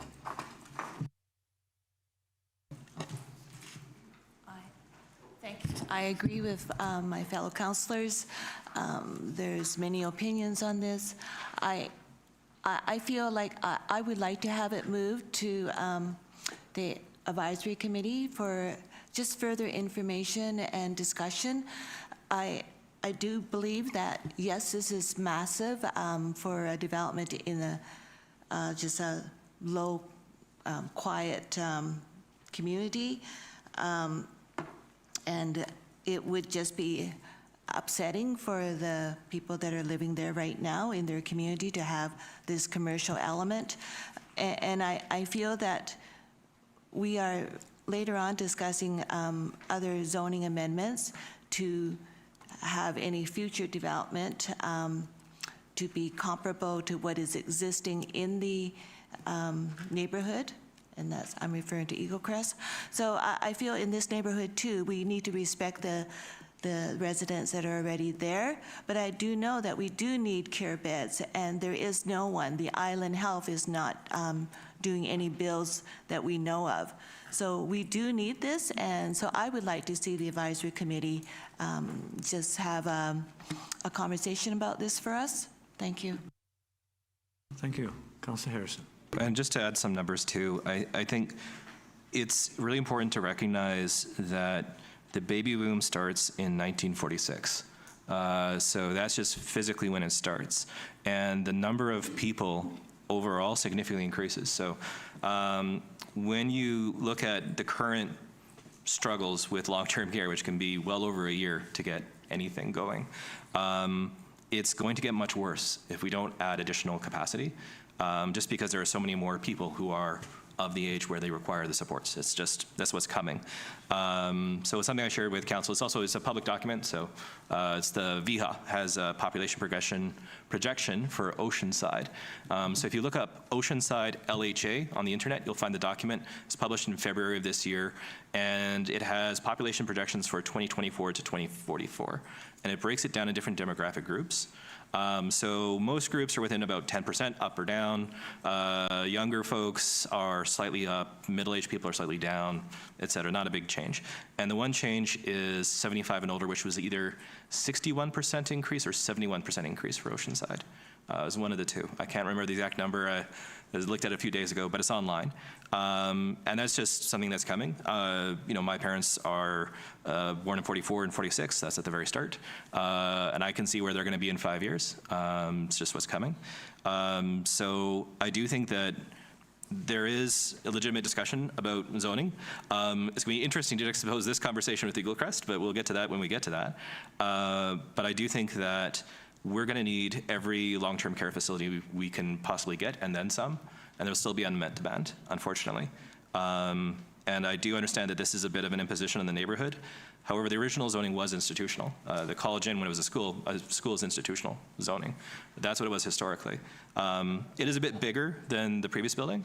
No, that's just true. I'm sorry if you find the truth funny. Sorry, excuse me. Please don't interrupt. I'll ask you to be respectful and listen to every speaker on this council without interruption. Thank you. And I think that's precisely indicative of one of the problems in Qualicum Beach is we have a few loud voices who speak to council, make us afraid to do what's right for the long-term health of the community instead of the short-term benefit of the neighbors. And that is not really our role. Our role is not to make the neighbors happy, it's to do what's good for the whole community of Qualicum Beach. So when people say they're not neighbors in the petition, well, yes, but they're citizens, all the same, of Qualicum Beach overwhelmingly. So I just think that lens is sometimes missed on council. So I'm actually glad in a way the gentleman interrupted me. It helps make my point. So I do share some concerns on this. I think there are some legitimate concerns and things that probably will have to change, but I would feel terrible if we turned our back on this when we're going to be facing a crisis in 5 years. Thank you. Councillor Van Valken and Councillor Yap. Yeah, as I mentioned when I spoke about this, I don't disagree that generally we have a need for seniors care housing, and the numbers may well be staggering, and it is difficult to find spaces for people that need this kind of care. However, I still think that this is not the place for it. And I just, to say that, well, this neighborhood isn't as important as that, as having seniors care facility, I think that we're doing a disservice to our citizens generally, because in all neighborhoods, everybody wants to be treated fairly, and everybody wants to be treated with respect and consideration. And we have tried, I think this council has really tried to provide that where you need to respect what the neighbors that are around you. And I just don't think that a facility, particularly of this size, but with the difficulties that it has with traffic and access, and it is not just garbage pickup, my understanding is it's a loading zone, so for their big trucks with food supplies. I just don't think that it's the correct place to locate this service or this facility. And I don't think, as Councillor Skipsey said, I don't think that going to the APC, I don't know that the APC is going to be able to resolve anything that we're not going to be able to resolve at this council meeting. So I still am not in support of this project in this location. Thank you. Councillor Young. I agree with Councillor Petronella. It's just that, you know, it's not so time sensitive that we can't be open to just some more professional opinions. So I still want to push that it goes to the Advisory Planning Commission. And I'm also wondering if, when it comes to alleviating some of the transportation issues, can the development have their staff be brought in by their shuttle bus, and that their staff parks at a different area, so they will drop off their staff with their shuttle bus and then have their shuttle bus take back out the staff that is no longer working for that day. Just wondering. Thank you. Further discussion. I think I was here when we first saw the end of the College Inn, which for a lot of people, including myself, was a big loss. It had a character, it had a whole thing to itself. And we promised, we made commitments that there would not be access from Burnham, Hemsworth, which is really just a lane. So as Councillor Skipsey said, if this was a fresh start, we may be able to have handled how we enter the parking and the property itself and deal with deliveries and so on. So I guess this is a note to developers, is these are serious concerns. And it surprised me when it's on record that the people next door on the, what they call the Chatham building, apparently would rather look at an unfinished site, as there is now, than seeing this project. So I think, well, if I lived there, if this building was being proposed where I live, I'd be a little bit upset. So I think we need to send this back. And I don't think the APC is fair to say, well, you fixed the problem. I think we've identified the concerns. And so I'll leave it with the staff and with the proponent to consider those concerns and to see if there's any way to address them. So there was a motion. You had a motion?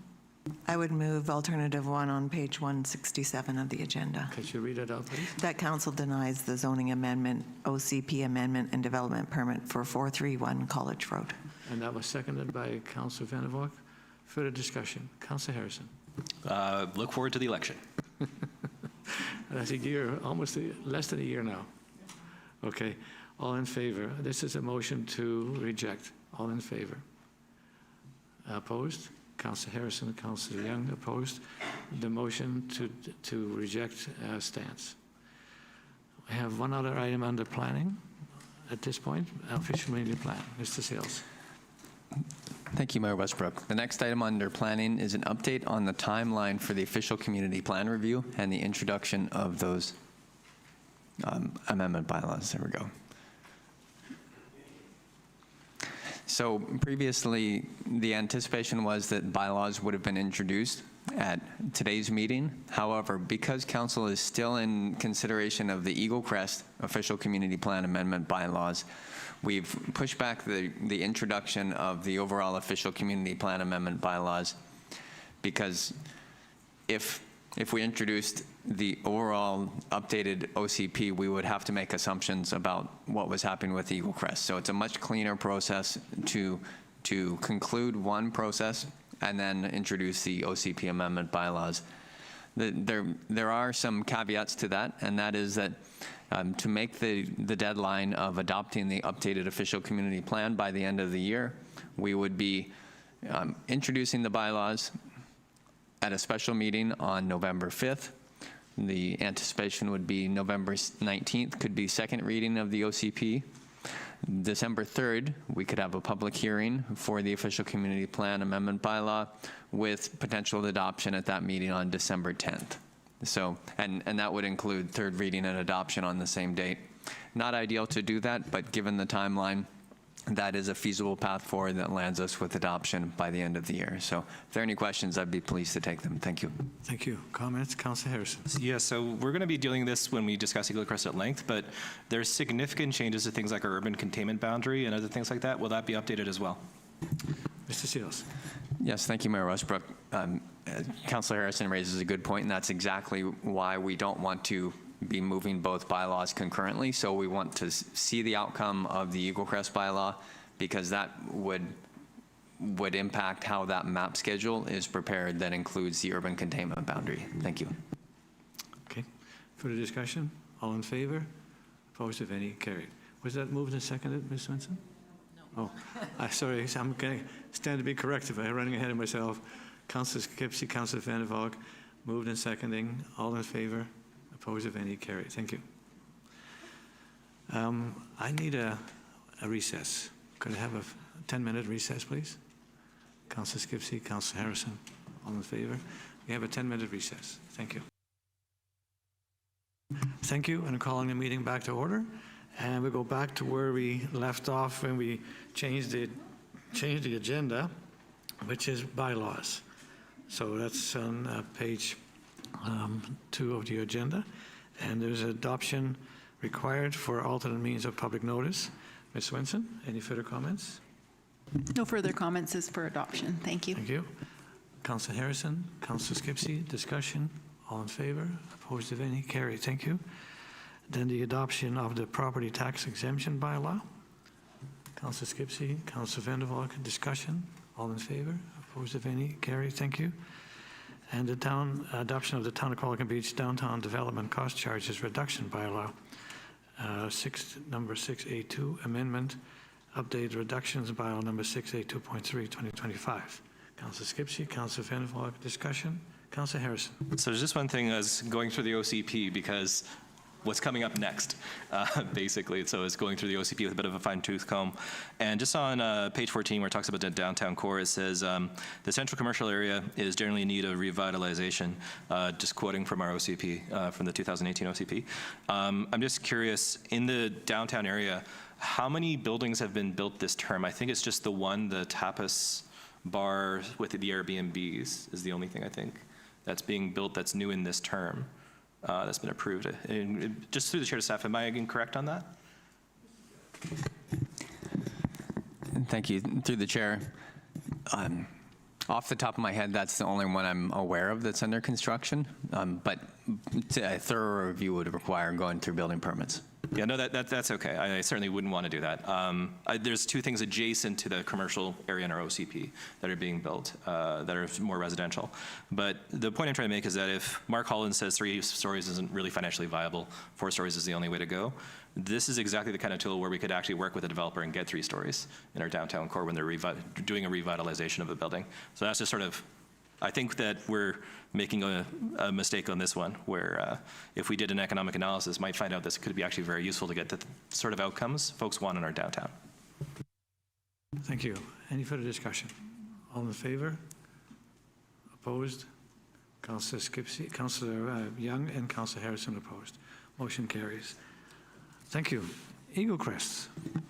Thank you, Mayor Westbrook. I do have a presentation again, so while that's being pulled up, I'll just briefly recap that we had a public hearing on these amendment bylaws, and at the last council meeting, I reported that, given the period of time between the last council meeting and the public hearing, we hadn't had time to fully respond to the concerns that were expressed at that meeting. So this is the next step. So the amendment bylaws have been amended. And so now, at this point, we're introducing some possible changes that council could consider to respond to the public feedback we've received. So just in the big picture, so the town is considering these official community plan and zoning amendment bylaws, which establish a range of potential uses on the Eaglecrest golf course lands. They create a framework of possibilities, which is very different than a detailed development plan. The development plans would be finalized in a future stage, which would be on the basis of further technical analysis, public engagement, and discussion with council. So the bylaws under consideration today set the stage and potentially allow the overall acquisition to proceed, but the plan has yet to be determined. A summary of public engagement. This is not new news to anyone, but there were 2 open house presentations on September 9th, and we had over 600 participants at those 2 open house sessions. We had the 1 public hearing with approximately 380 people on October 6th. And the major issues that were brought up, or questions, concerns, involved the parkland distribution, the permitted uses and density, the compatibility with the existing neighborhoods, view corridors, the character of the area, and a lot of comments about the proposed commercial space at the corner of Eaglecrest and Country Club Drive. The town also, with Modus, the consultant, undertook an online survey which received over 900 responses. Prior to those events, staff had 11 meetings with various residents associations and interest groups in the town to start to gauge what the overall concerns were and establish perhaps some next steps. So just to recap some of the kind of key findings that jump out at you when you read the summary of public engagement and the online survey. These 2 images show results from 2 different sources. The one with all the crazy dots, that one is actually from the public meeting that we had on October 6th. And you can't see what it says under there because there's so many dots on it, but it says people are excited, right? So we're kind of looking at, you know, if you squint, looks like about 2/3 of the people put a dot on excited and a lesser number on concerned. The online survey reflects almost exactly that same percentage, which is interesting. So there were 900 responses here, but essentially saying generally the same thing, that there's excitement about the potential to acquire the Eaglecrest golf course lands. Wasn't that meeting in September, not October 6th? So October 6th, oh, my apologies, you're absolutely correct. Yeah, so that's right, that wasn't from the October meeting. The October meeting was the public hearing. Thank you for the correction. So yes, this is the September meeting. This was an online survey which went through September. This is also, I consider to be insightful. In the online survey, residents were asked to respond as to whether they'd like to see more intensive development on a smaller portion of the lands, because more intensive development is more valuable on a per acre basis. You don't have to cover as much. Or whether they'd like to cover a larger portion of the lands and larger portion of the lands at a lower density. And the strongest response was somewhere in the middle. So this is all to say that I think what's being proposed in the amendment bylaws is somewhere in the middle. So we'll talk about each of the parcels in turn.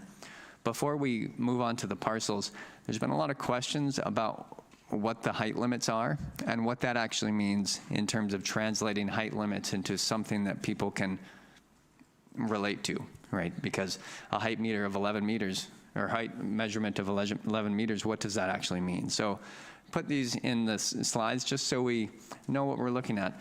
This building is up near the end of 2nd Avenue, 231 2nd Avenue West. It has kind of a sunken basement there and ground floor, which is slightly above the sidewalk, and then a 2nd and 3rd floor, which is entirely within the roof line. So that building was 11.5 meters, for reference. Qualicum Manor is a building on 4th Avenue.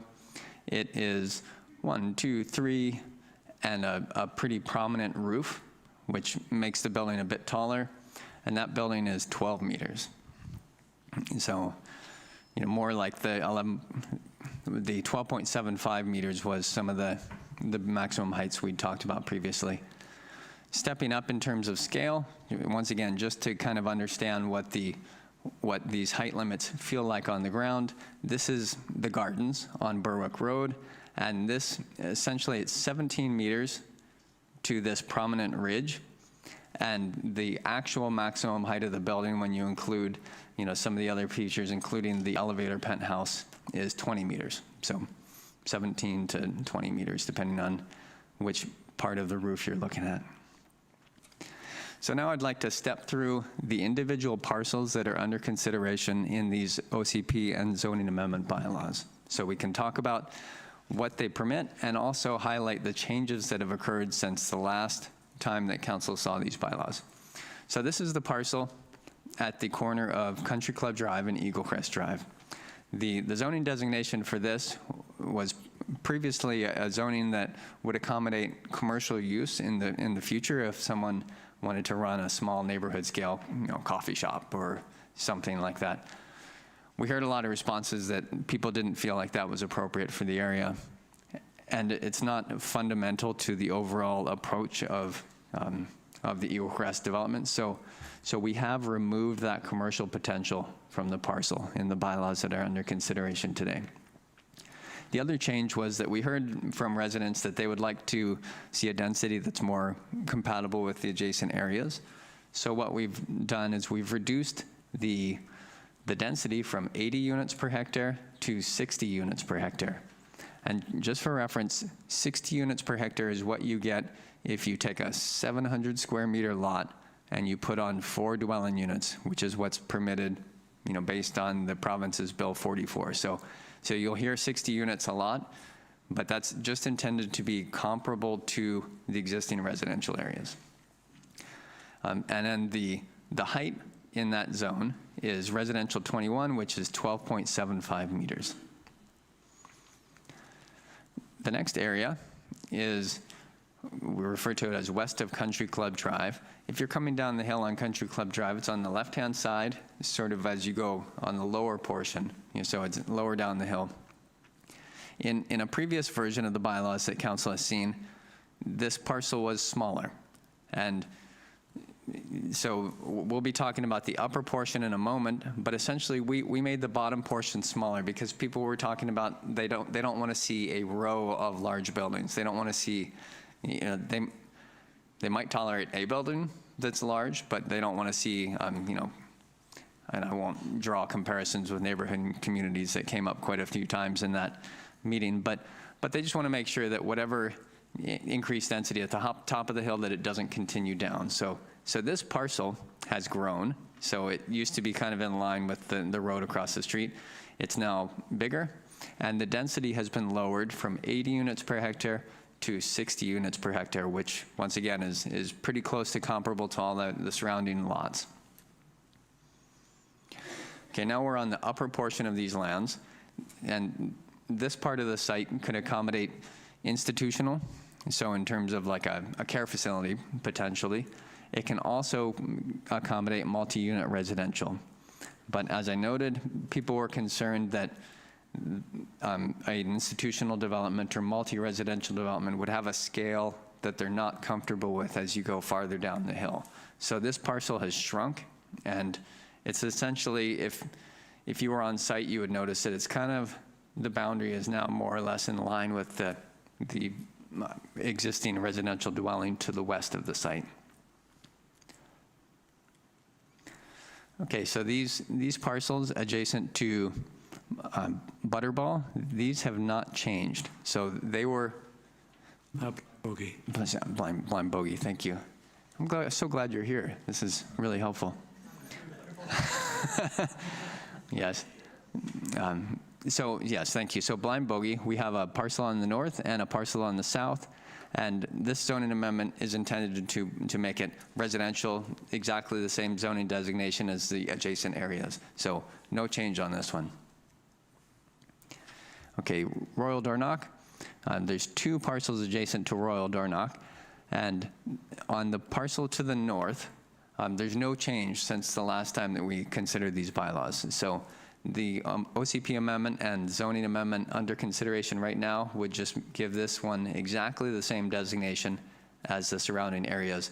Currently, it is zoned residential, but the zoning designation is a zoning that's used for larger parcels. So it's going to be, it would be the smaller one, but it's still residential. Okay, the next one on the south side of Royal Dornoch, we see some changes.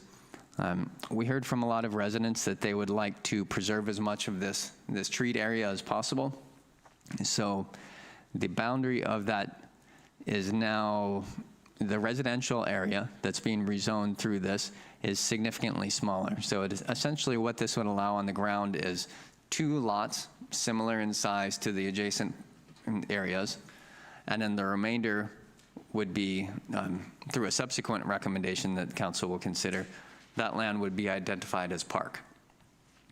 And I would also note that there's an opportunity based on parcel sizes to have a pedestrian walkway connecting Fairways Drive to the forested parcel, if in the future council wants to have a walking connection through that area.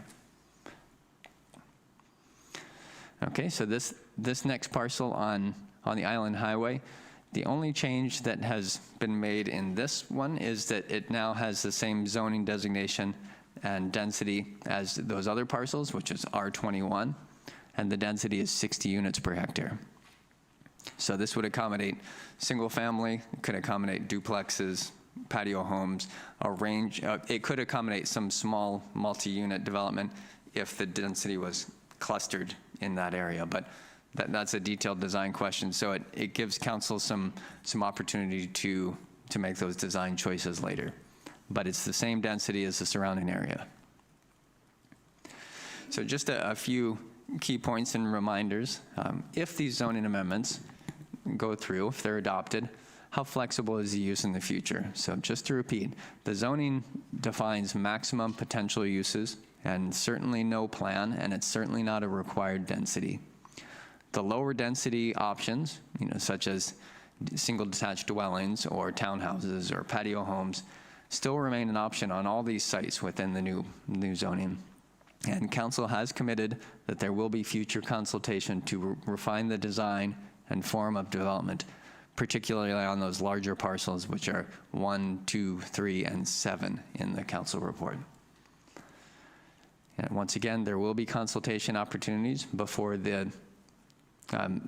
if the zoning goes through. So now I'll walk through the recommendations one at a time.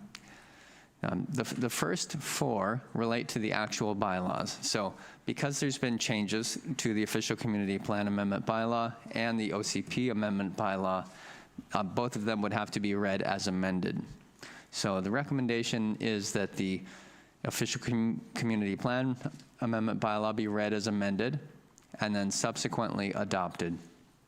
The recommendation with regard to the zoning is that it would be read as amended and then subsequently adopted in recommendation number 4. Then all the other recommendations relate to specific direction that council can provide staff that aren't directly related to the bylaws, but give clarity in terms of next steps. And so for example, we've heard from a number of people that they would like to see Yambury Park not just excluded from development potential, but permanently dedicated as a park so that it can't be reconsidered at a later date. At the same time, we discussed earlier that the land adjacent to Royal Dornoch on that south parcel, that land there could be dedicated as park. So this direction would give staff direction to prepare the bylaws to permanently dedicate those 2 areas. And then this next recommendation identifies priorities and considerations as we move into future stages of the process, if council does proceed. So, for example, that the Eaglecrest Residents Association and the general public be invited to participate in a collaborative refinement of development potential on areas 1, 2, 3, and 7, prior to any of these lands being sold. So by these lands, it refers to areas 1, 2, 3, and 7. That staff be directed to engage with neighboring properties adjacent to Area 8, Royal Dornoch North, to see if they're interested in purchasing all or a portion of the subject property prior to it being listed for sale. So that's the land on the north side of Royal Dornoch. It's kind of narrow and long. There's potential to develop a residential lot near the road and then a larger panhandle lot down below. But this direction would get staff to contact the neighbors and see whether they would like to potentially purchase that panhandle portion.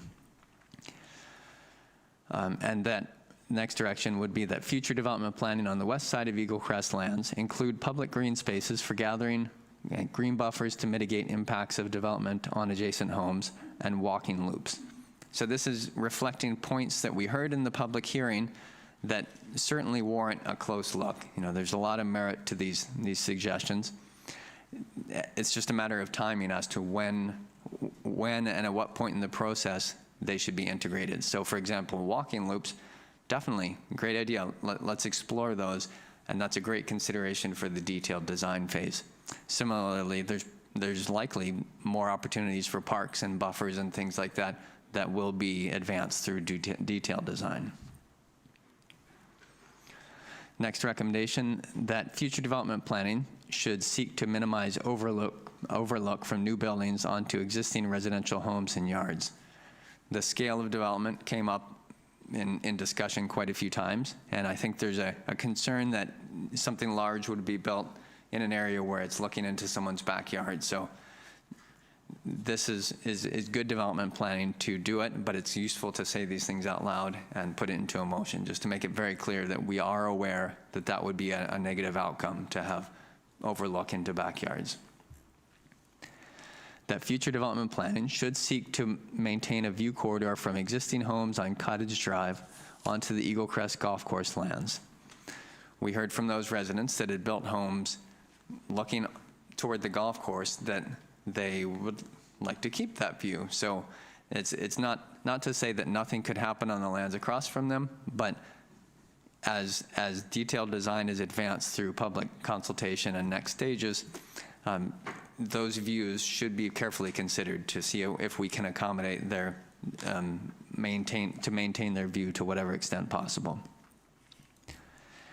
The next recommendation addresses the institutional potential at the top of the hill, and there was some concern expressed that the institutional residential zoning would permit a hospital, which the hospital was never the intention. So we thought it'd be useful to clarify through a Section 219 covenant what exactly that institutional potential was. So we explicitly listed some of the potential uses, which would focus on seniors housing and seniors care, including but not limited to independent living, assisted living, long-term residential care, supportive care, wellness campuses, and then ancillary services and facilities that support seniors' health, safety, and quality of life. And with that, that concludes the presentation. If there are any questions, I'll take them at this time. Thank you. Thank you. I really appreciate how you analyzed the feedback we've received and how you adjusted the recommendation that we'll now consider. Councillor Harrison.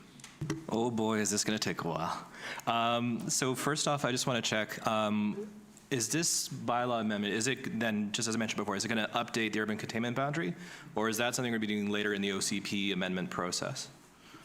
Mr. Seals. Yes, thank you. So this OCP amendment bylaw would amend the urban containment boundary, and then if this bylaw is adopted, then the OCP version that you would see at the next stage would have that change incorporated. Okay, so when, this is something I sort of mentioned with staff before, our OCP is quite explicit about development outside the urban containment boundary, which is what this currently is. It's currently outside the urban containment boundary. We're just trying to change that. So there's a list of different studies that are required, so I just want to check where we are with those studies and if we're doing, that's something we're pursuing. So the first one is a land inventory demand and supply analysis. Is that something we're currently undertaking, just through the chair to staff? Yes, thank you. So that study is not underway. And If I could just elaborate a little bit under, so the policy you're referring to relates to information that should be provided, background studies and due diligence that should be provided to the town when the town is considering applications to extend the urban containment boundary. So that policy was specifically directed and developed in consideration of private applicants, private developers that are coming forward and proposing something. Applying this directly to a scenario where the town owns and controls the land even after bylaw amendments are considered is a little bit of a misapplication from the perspective of staff, because what happens if the town adopts a zoning amendment and it's a private developer and they control the land, they have the right to build that immediately upon adoption of the zoning amendment. In the case of the town, if the town does this due diligence and does end up proceeding with the zoning amendment and purchases the land, the future is still entirely within the town's control. So it's a little bit not quite the same. Having said that, in that policy, the due diligence recommended is underway with the exception of the land inventory one. I think that very clearly the intention of this overall process was not the result of a land and inventory study, but was to explore the potential acquisition of the golf course, right? That was the intention. It wasn't because there's nowhere else in the town to develop housing. So I think it's okay to be very clear on the intention of these. It was to allow enough housing for the whole financial package to break even, and that would, of course, pay for the course. So when we're looking at policies in the OCP, we just need to be very clear on what the intentions were. But the other due diligence in there, I'd be happy to provide an update. So that policy in the OCP says that there should be an environmental study. Yes, that's underway. There's also a desktop ecological review, which is underway, which it has been completed. It doesn't flag any major concerns with the areas identified for development. So there's some considerations, but no areas of concern. And the servicing capacity, that work has been done. So that analysis was completed by the town's engineering contractor, Corps Engineering. So that work was complete. The transportation study has not been completed, but it's in the works, right? So we will be hiring a consultant to look at the 4 adjacent intersections, or 3 existing intersections and 1 potential intersection, to see how we can address traffic concerns overall. So I think the fundamental question is the town doing an appropriate level of due diligence at this stage? And that's what the policy in the OCP suggests, and I think the answer is yes. Not all those processes are complete, and one of the items in that list just doesn't directly apply to a municipally advanced initiative. Thank you. Thank you. Okay, one more, and then we'll go around the rest. So just to stick to that policy, just for the benefit of the public, because they might not have read it, fair enough. But the next requirement is a land use concept plan. So does these drawings, which just sort of show the zoning, does that satisfy a land use concept plan? Mr. Sales. Thank you. At a very high level, the concept plan identifies the potential development areas, and it identifies where the conservation will be. So the land use plan says 40 acres conservation, 50 acres, that's a golf course, various levels of development potential in these areas, and not any more granular than that, but that's a land use concept plan.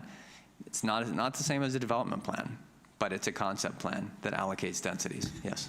Thank you. And the other policy is too, the environmental assessment, you mentioned that, that's currently underway. The next one is surface water or hydrogeological study. It also looks at the impact of development and watershed function, including recharge capacities, surface runoff, long-term water supply to existing development, and undeveloped lands within the UCB. So when will that report be made public?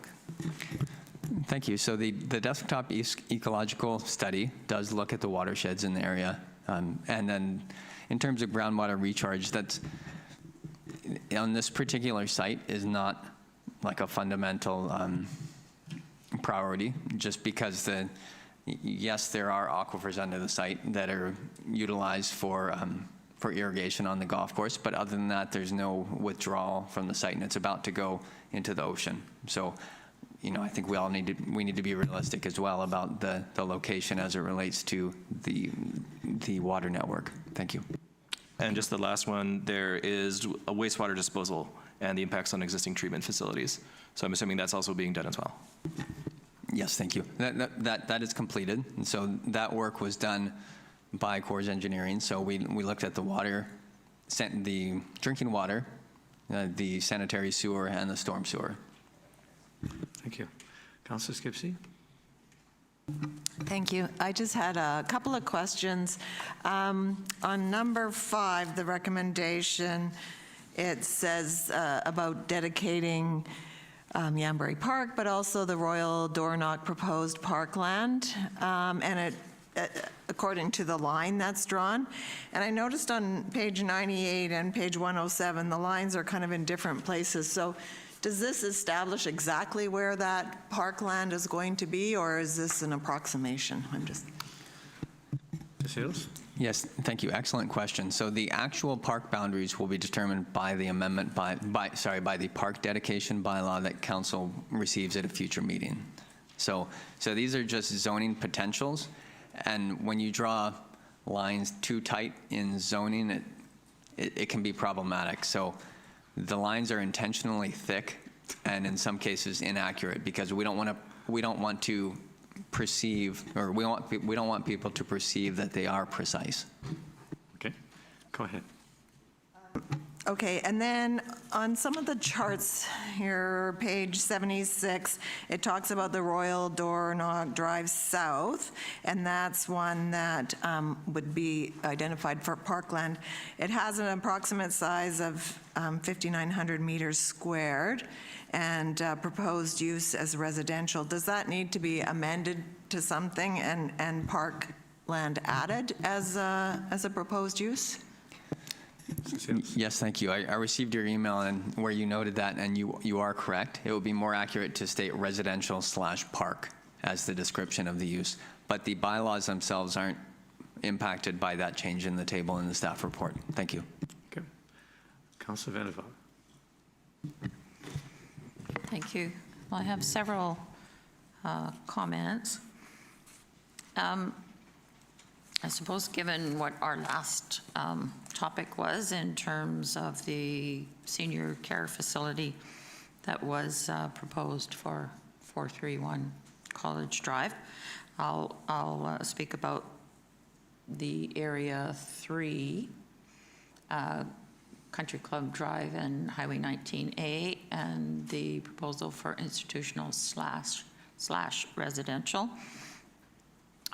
Again, I have a difficult time with rationalizing service vehicles going into the neighborhood. Country Club Drive is one of the main,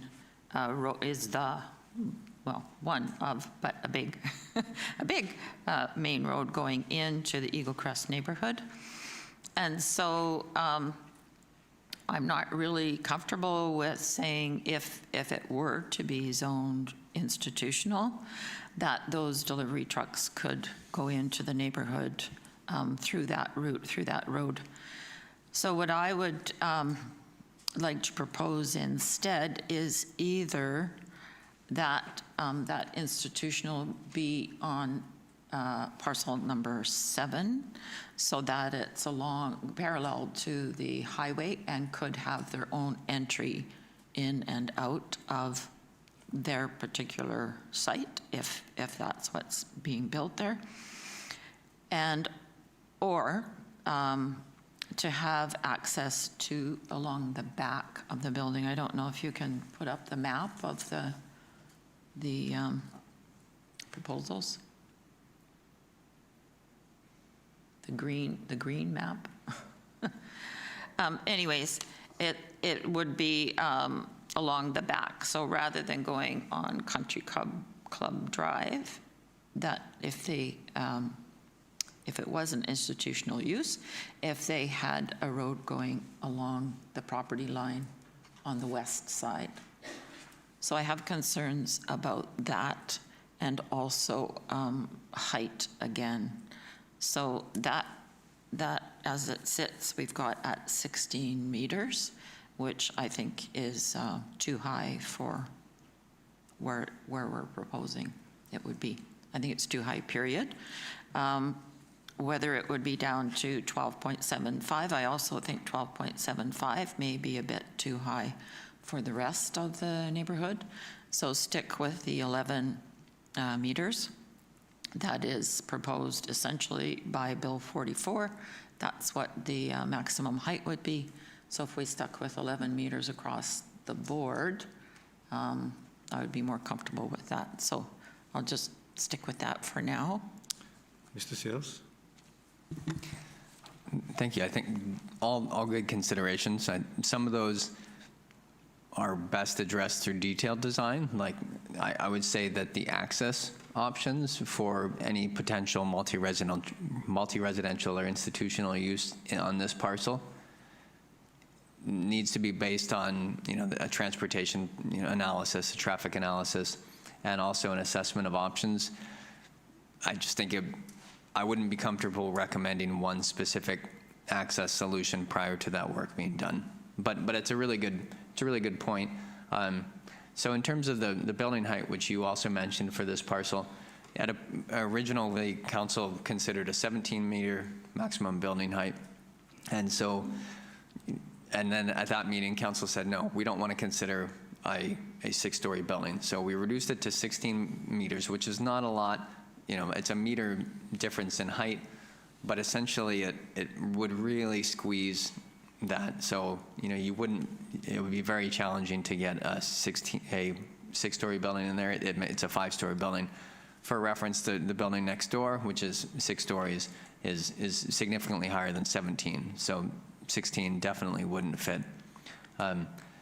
Earlier in the presentation, we looked at some comparisons of other developments in the town. So if you'd recall, the Gardens was 17, so you couldn't fit the Gardens in 16. So it's smaller than the Gardens. Gardens is 4 stories.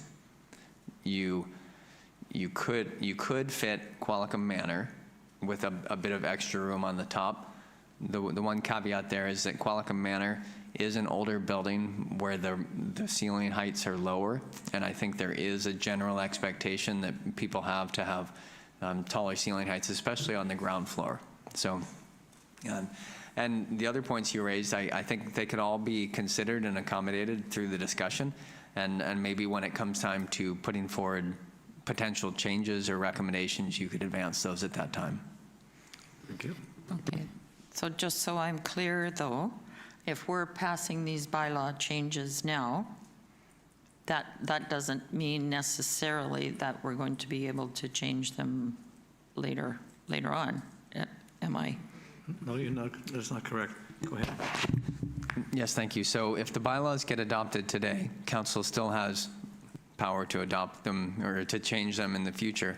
You will always have the ability to amend the zoning. And so it could be, as we go through detailed design, that council decides to continue honing these and maybe restricting uses in some places. That's entirely within your power. I would note, though, that you actually, if you decided to restrict uses further or keep the scale lower than what's permitted in the zoning, you could amend the zoning, but you could also restrict that through a Section 219 covenant or a development agreement prior to selling it. So there's a few options you would have to kind of whittle down that block of wood a little bit more in terms of what is actually possible as we move forward with the plan. Thank you. All right. Councillor Young. Councillor Harrison. Okay. There's just a few other things. One is that, so I went on BC Assessment and started looking at actual lots all throughout Eaglecrest. And while it is true that some of the new cottage properties, which actually are undeveloped, are about 600 meters squared, not 500, the overwhelming majority of lots in Eaglecrest are 1,000, give or take 100 meters squared. So just to go through everything sequentially, so the third lot we're considering here was the first one. Sorry, the first one. I'm getting confused because there's so many different parcels, which is the one that used to be commercial and is no longer commercial. So I'm looking at, I basically looked up some of the adjacent properties. So 896 Eaglecrest Drive is 1,052 meters squared. 904 Eaglecrest Drive is 1,110 meters squared. 875 is sort of across the street. It's 1121. And then there's a little tiny weird little lot on Whitney Road that's 700. But basically everything is 1,000. So I would actually like to see the lot size move to 1,000 square meters for that property. So I did a check too for how many units are currently allowed under the existing zoning, because that's the one thing that's sort of absent from the staff report is how many units are actually being created. How many homes are we actually building with Bill 44? What are we actually looking at? The current zoning allows for 39 homes on that corner. If you actually look at the analysis, it's gated by the residential density of 60 units per hectare in the zoning that we're proposing. It's not gated by the actual lot size. But if you make it 1,000, you get 26 homes, which is still a pretty large number for a relatively small parcel of land. And then it's also, too, more in keeping with the existing area in terms of like parcel coverage, setbacks, et cetera.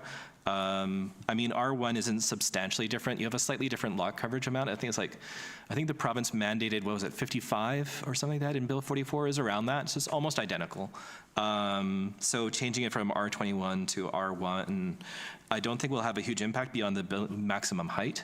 Because to Councillor Vandervalk's point, I think for that corner, my position overall, and this is just going to be elucidated through a whole bunch of subsequent things, I'm sorry to be so tedious on this, is basically that, to her point, we can rezone later, right? I would rather rezone less and then have variances coming forward when someone wants to buy the land through a process than zone too much and then have to have covenants and explain to someone who's looking at buying the property why they can't actually build what we zoned it to build.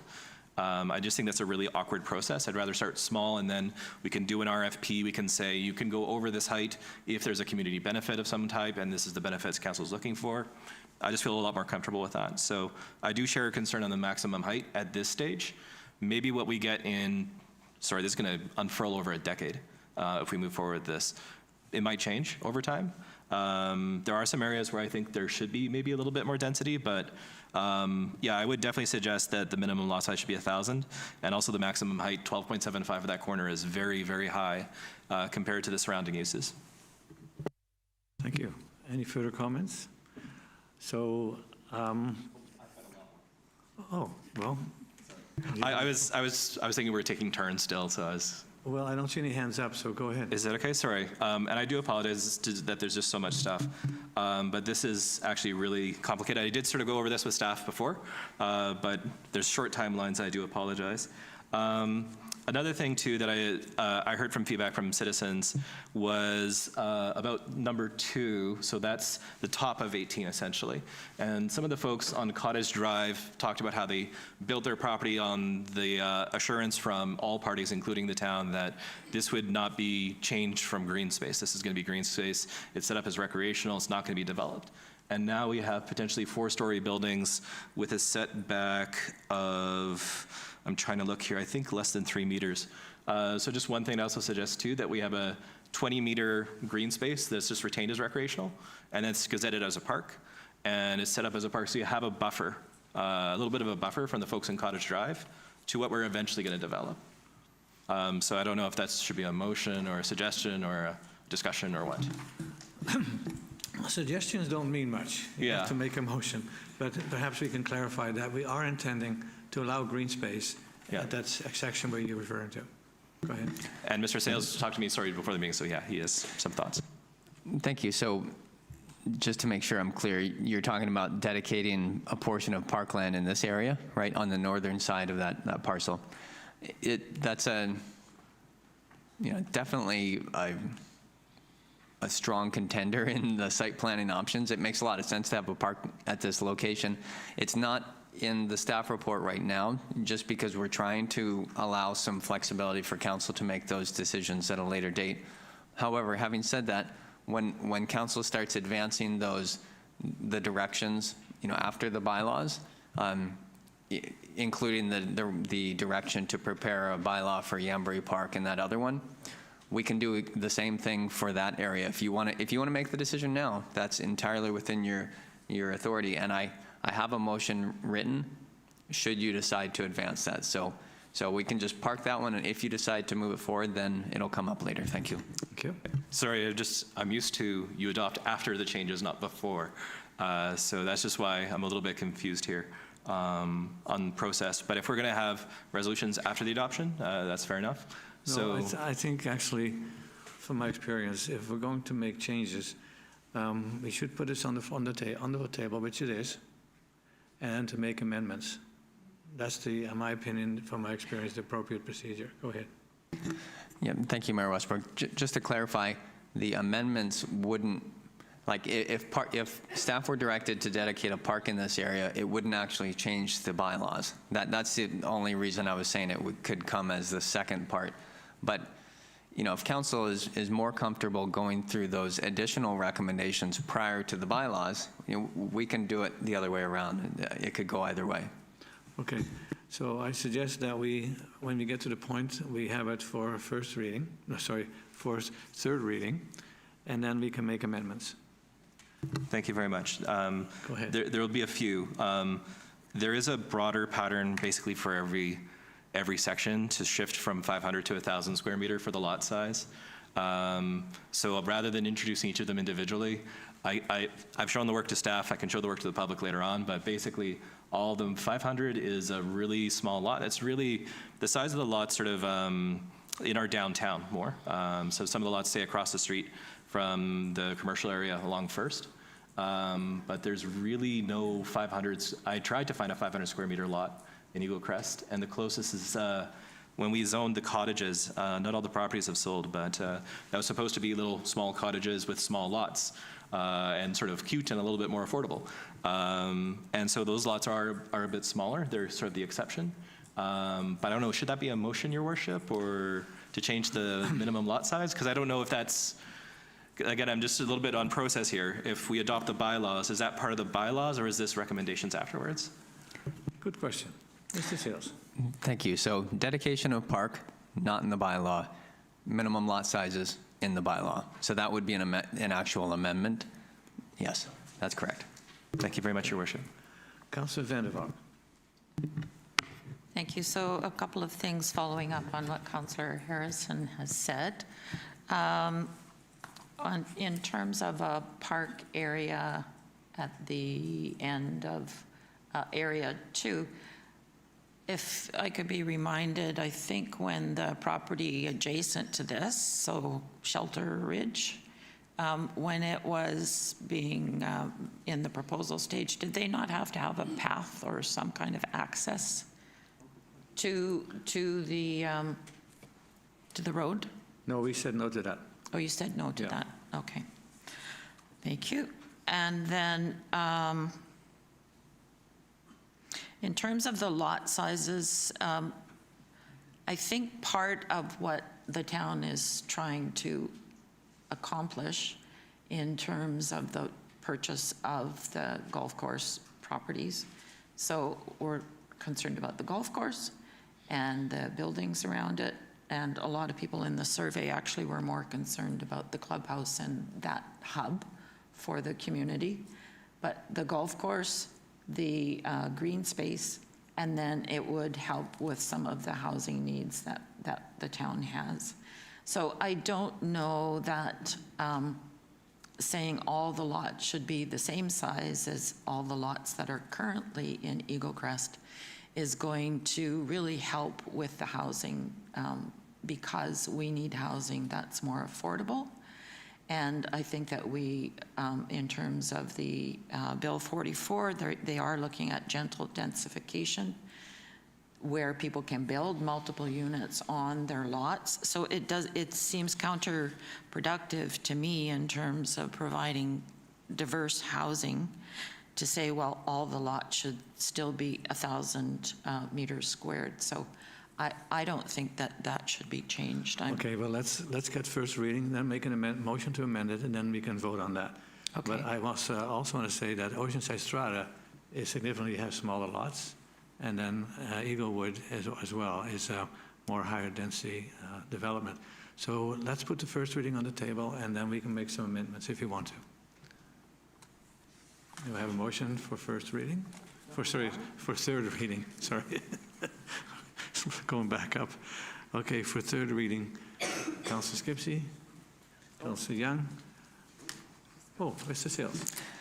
Thank you. I just want to clarify, it's third reading as amended. Yeah. Yeah, so just following the recommendations, I assume. Thank you. Yeah, but we'll make some more amendments now, I think. Councillor Harrison. So just to go through the numbers for the total number of units, just because I did the math at home for, again, the residential density number is the gating mechanism for most of these properties. So property 1, which is the formerly commercial one, that's 39. West at number 2 was west of Country Club Drive. Councillor Harrison, could you make a motion to amend? Oh, sure. Something to work with? I thought we were just discussing more No, broadly. we got it on the table now, so now it's official. Okay. Well, I just make a motion to amend minimum lot size for all subject parties to 1,000 meters squared. Thank you. And is that seconded? There's no, Councillor Young seconding the discussion to make the lots bigger. Thank you. Discussion, Councillor Skipsey. Well, I shared that initial concern about the lot size, thinking that it would be better to have larger lot sizes because of the Bill 44 and whatnot. But then I'm realizing that this is a minimum lot size, so that doesn't prevent us, I don't think in future, from if we, carve up a piece of property and want to sell the lots, from making it larger if we decide to do that. I just want to clarify with Mr. Sales that that is correct. Mr. Sales. Thank you. That is correct. Okay. The decision of the lot size can be made at a later date. The minimum lot size only sets the minimum. And if I could just note one other thing, is that if council is advancing, if this is a direction council wants to know, we would need a recess, because I need to look up the subdivision district associated with that 1,000 square meter minimum lot size. It's not, it would need to be done carefully, so I just need a recess if council decides to advance that. Thank you. Thank you. Councillor Skipsey? Well, and then I just thought, well, we're doing the WHAM, that maybe there will be something comes out of there, and so I don't want to limit ourselves at this point, so I'm okay with the 500 meters at this time. Thank you. Councillor Skipsey, Van der Voort, you're okay with that? All right. Councillor Harrison. I just suggest that all of Eaglecrest has a subdivision schedule already, so it'd be identical to the existing subdivision schedule. So it just makes things a little bit easier. I think a lot of R1 has a subdivision schedule to it. Maybe Mr. Sales can correct me if I'm wrong. Mr. Sales, and then, well, Mr. Farrell, I'll let you pull the rank. Go ahead. Thank you, Your Worship. So I just want to caution against councillors making sure we turn to staff for those technical advice pieces about those. Thank Okay. you. Mr. Sales? Yes, thank you. So the Eaglecrest as a whole, all of those homes, with the exception of the smaller ones, have a minimum lot size of 700 square meters. Developers, for whatever reason in the past, have decided to create larger lots in some cases. So the 1,000 square meters is not reflective of the minimum lot size that those parcels actually have. It's 700 square meters. So once again, if there's support from advancing this, we would need a recess, and so we can identify the appropriate subdivision district to make it 1,000 square meters. Thank you. Thank you. Councillor Harrison? Yeah, well, just one of the reasons I was thinking that is that what we heard basically from the public, one of the interesting things, we showed the drawing with all the dots, right? Are you excited or concerned? And it was like that 2/3, 1/3. The one I found fascinating, though, was how much density do you want? And it wasn't the distribution of the dots, it was the lack of dots. There was about 14 dots on the whole diagram, whereas the other ones do want golfing or recreation, and there's like 60 dots on all of those, and mostly golfing and recreation and park and some other uses. So one of the things for me is that this, for me, is a placeholder process. This is not the final iteration process. I think everyone agrees on that. And where I'm trying to go is that we make it as similar as possible to what's already in Eaglecrest as the starting point. And if we're going to deviate from that, well, then we have a public process for it, because we're going to have the public process anyways. I don't think there's any doubt about that. But that's just more the intent. Where I'm coming from is, let's make it as identical as we can to what we have, and then we can start creating interesting uses when we've done all the due diligence. We know more about, like, there's certain parts of our due diligence that aren't quite done yet, for things like stormwater, some of the irrigation issues. So when that's done, then we can start saying, okay, well, now that we know all the pieces of the puzzle, we can start progressing with something a little bit more ambitious. That's the intent. Thank you. Discussion on the amendment proposed by Councillor Harrison. Discussion. Councillor Vandervalk. Yeah, so if it is currently, the zoning is 700 meters squared, but there turns out that there's 1,000 meters square lots, I don't see any reason to amend that, but I still favor more the 500 meters squared, just in terms of what that will allow us to do in terms of different forms of housing. And as Councillor Skipsey mentioned, that doesn't mean that they have to be 500 meters squared, but a minimum of 500 meters squared. So if a builder wants to buy a lot and have a bigger lot, then so be it. All That's right. my opinion. Thank you. Can we get to the point here? Thank you. Also for council's benefit, do remember these lots can always be subdivided. Like 4 units can be put on all these lots by law. So it's not, you're restricted to 1,000 single family home on 1,000. That's just one last wrinkle. All right, so on the amendment proposed by Councillor Harrison, further discussion? All in favor? Oh, sorry, can you read out your motion that was presented? The council amends the minimum lot size to 1,000 meters squared. Okay. All in favor? Opposed? Motion fails. Thank you. So then the bylaw for third reading as amended and amended. Councillor Harrison? Sorry, I just have a really long list of questions, and I juxtaposed like 6 things with a blanket 1,000 meter. I'm just trying to make sure all the questions I had for staff. Okay, I'm I going get to through them ask a question here. We were going to have a lunch break at 12:30, and we've been here for several hours, so we're coming up to the 3-hour deadline. So would council be agreeable to have a 3/4 hour lunch break, so people who want to step out and go to a coffee shop can have some lunch, and we can have some lunch brought in? So a motion to reconvene at 1:30? All right? All in favor? Motion carries. Thank you. So we reconvene at 12:30. So thank you for attendance, and I hope you had a good lunch break. So we're still on the number 1 item on the staff recommendation of Eaglecrest Official Community Plan Zoning Amendment Bylaw. And we had 1 amendment so far. So for council, for public, if council wants to make a change, make a motion to amend, and then we'll discuss it. Councillor Vandervaart. Thank you.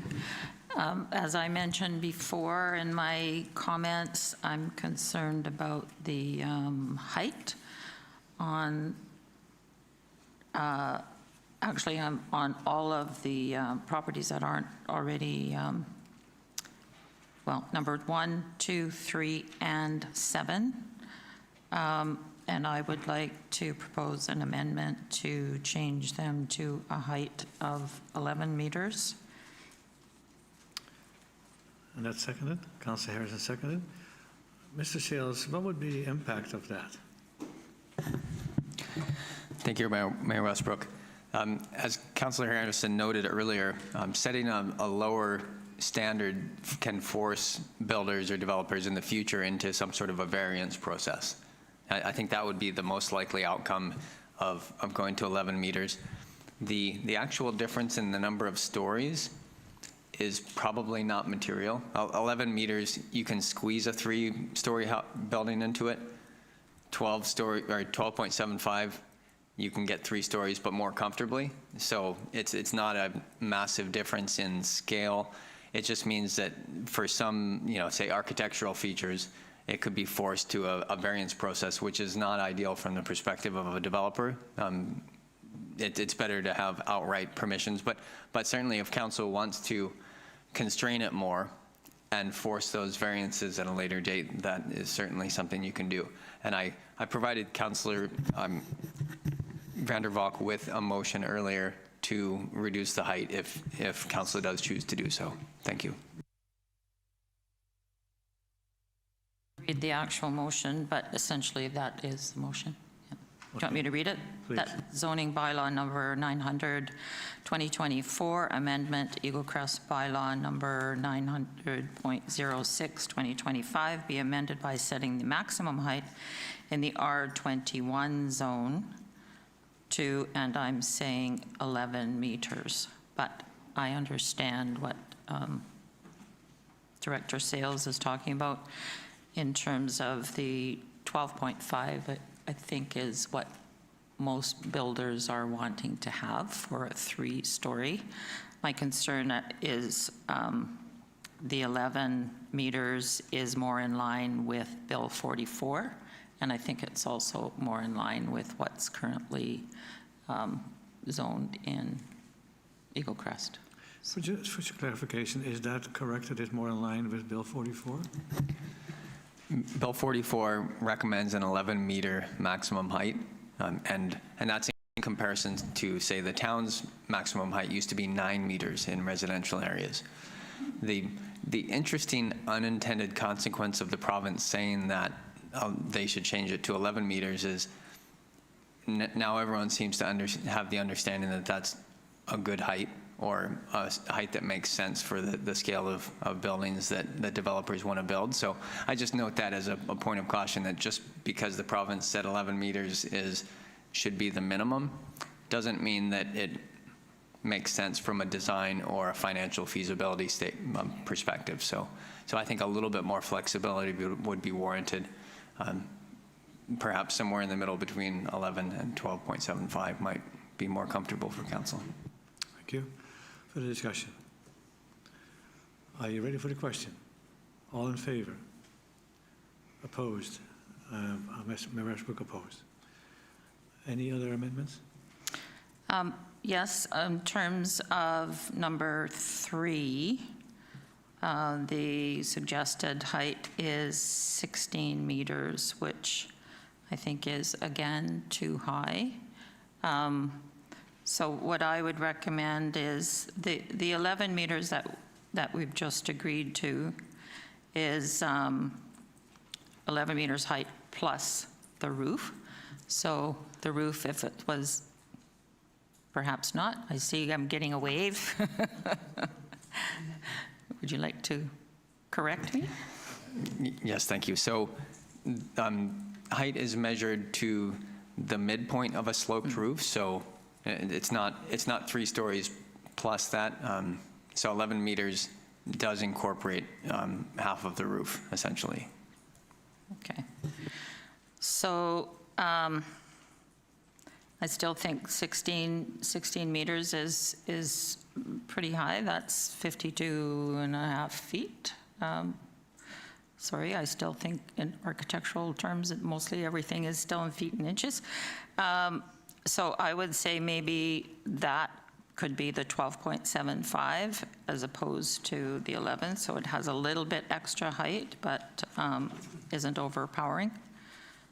So my second amendment would be that zoning bylaw number 900, 2024, amendment Eaglecrest bylaw number 900.06 to 2025 be amended by setting the maximum height in the institutional / residential zone to 12.75 meters.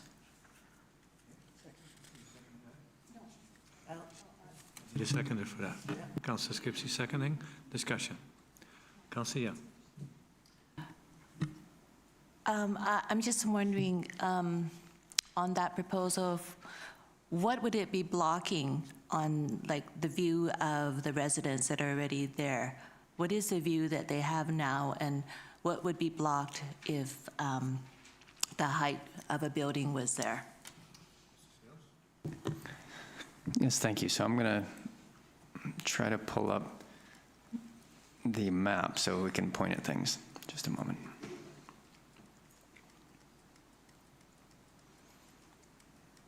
It's a long report. Okay. So the area we're talking about is the upper portion of this parcel, and the land that's currently in this parcel as in the draft bylaw is actually reduced from what you see up here. So So if a larger building were going to be put here, it would be in the upper portion of this parcel. So directly to answer your question, Councillor Young, there would be no dwelling units that would be impacted in terms of having their view blocked.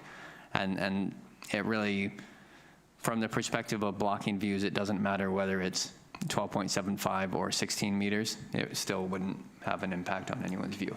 Thank you. Councillor Harrison. Well, I think it depends on what your view is of. So some of the folks on Country Club who are currently looking across 18 currently can see the estate properties. And that would be considered probably their view. So now they're going to be looking at whatever we build there. And then there is literally one home in the estate properties that probably is going to have an issue somewhere along the line. So I wouldn't say there's no impacts. It's whether or not the view of the estate properties is something that we deem to be important. But to Mr. Sales' point, I'm not sure the height difference will really impact that difference either way. Still, you're going to be looking at a relatively large multifamily building in either case. But I just want to highlight, for some folks, the view of the estate properties is, for them, an advantage to their property. Thank you. Any further discussion? So, sorry, Mr. Sales, go ahead. Thank you. I do want to note that going from 16 meters to 12.75 essentially means that you can't build a 5-story building, you can't build a 4-story building, you're building a 3-story building, so there are significant financial implications to that. Yeah.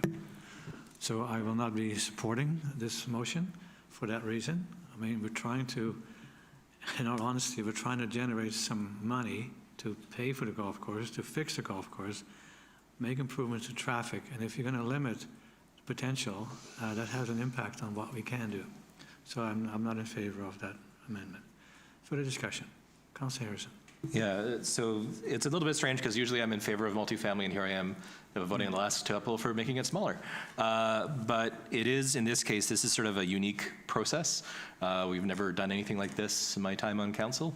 As far as, because this is essentially an OCP amendment. It's the most consequential OCP amendment I've ever dealt with. And I just feel that where we're putting our density here, one of the factors, there's several, and I've mentioned them before, so I'm not going to mention all of them. But for me, one of the biggest ones is that this is all going to be car-focused development event, ultimately. There's one amenity, which is the clubhouse for the golf course. We're not doing anything commercial on number 1, so there's no other amenity there. So everyone's going to be driving to our downtown, and so all these units that get built, I know we're not going to build 393 units, but with the default zoning we had, that was the total number of homes that are being built. If everyone builds a 4-plex, not everyone will build a 4-plex, obviously. Probably be 200, 250-ish at the end of the day. But it's just, that's a lot of cars coming to our downtown, and I prefer to see density more in our downtown core. Thank you. Councillor Skipsey and then Councillor Young. Okay. Well, I'm just curious what the height limit would be for a 4-story building then, from Mr. Sales. Mr. Sales? Thank you. So I certainly wouldn't go any lower than 15 meters. Okay, thank you. And I guess I'm a little bit comfortable with a higher height, given that the recommendations later on that future development planning should seek to minimize overlook from new buildings into existing residential homes and yards, because I think that that's the problem, is probably the height and overlooking, not necessarily blocking the view. So I would be willing to go as high as 15 meters, but I'm not sure yet if I'm going to vote in favor of this one. Thank you. I guess I didn't think about overlooking to someone's yard, but currently from the other side, it is just looking at a tower. And if there is a facility like affordable housing or a care bed facility, that is things that are really needed. So how bad would the looking into someone's yard, is it like that's just not really desirable at all? Thank you. So the area we're talking about is on the other side of the street, and there's definitely opportunities to set a building back on the property. So you're looking at 20 meters for the road right away, plus whatever setback, plus the existing setback to the the existing dwelling. So it really needs to be looked at through detailed design, but there's nothing that jumps out and says, oh, there's going to be a major overlook issue. I think it needs to be analyzed carefully as we go to the next stage. I'd also point out that there's some nice trees along the frontages on that side that, depending on the design as it moves forward, could very well be saved, depending on how it's integrated. So the people across the street are looking at the trees, right? I don't know if they really have a major advantage of the cell tower because that's kind of like tucked up and around the corner, but these are all very good questions. I think it's a little bit premature to try to design the site right now or make assumptions, but council has 100% of the authority in terms of what gets built here as we move forward. So I just recommend you don't tie your own hands too much as we look at options. Yeah, and that's my concern, is that we've been trying to sell these properties, that we've tied our hands and proponents' hands, saying, no, this is what you have to build, when there might have been other opportunities that we would have jumped on. So I don't want to redesign everything in advance. I think we should take a look at what kind of proposals we get and then work with the Area Residents Association and other residents to see how that would fit in their community. So I'm not in favor of reducing the height at this point for a project like this. Councillor Skipsey. Well, I would be willing to try making an amendment to the amendment to make it 15 meters. Okay, just for staff, technical, 15 meters, would that comfortably allow for a 4-story building? Thank you, Mayor Westbrook. So there are 4-story buildings that wouldn't fit in that. So the gardens, we looked at that earlier. So the roof line on that is 17. So that would not be allowed. That's a 4-story building. But the ceiling heights are quite generous. So could you build a 4-story building in 15 meters? Yes. Would it have, all the sloped roofs and design aesthetics that the community expects? I don't know. I don't think we could assume that at this time. Okay, so I'm going to allow an amendment to an amendment, which is for 15 meters. Do you have a seconder for that? Just as a point of order, are we allowed to do amendment? Because my understanding was that we're not. Yes, we can. I thought it would just be a subsequent amendment. No, we can do amendment to an amendment, but that's as far as I go. I won't go 3 stages.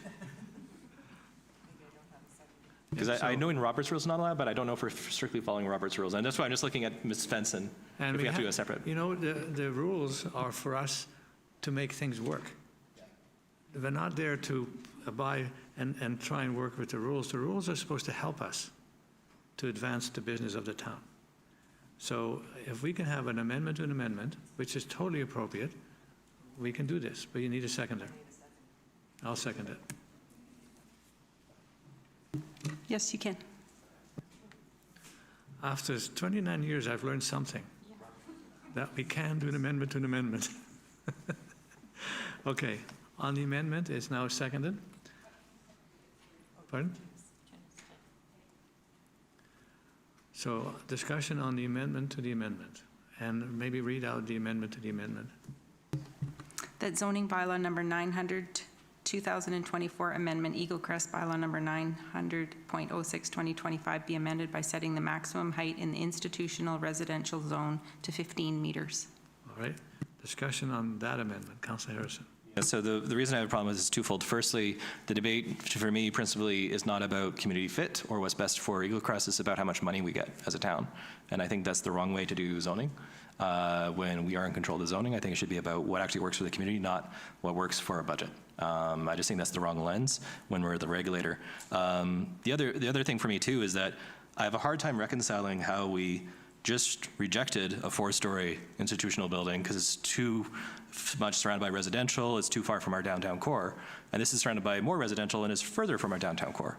So I'm having a hard time reconciling the logic of we're trying to get an institutional profit building unit on the corner of Eaglecrest. I just don't agree with the lens of how do we maximize our return as opposed to what actually is a good fit for that location.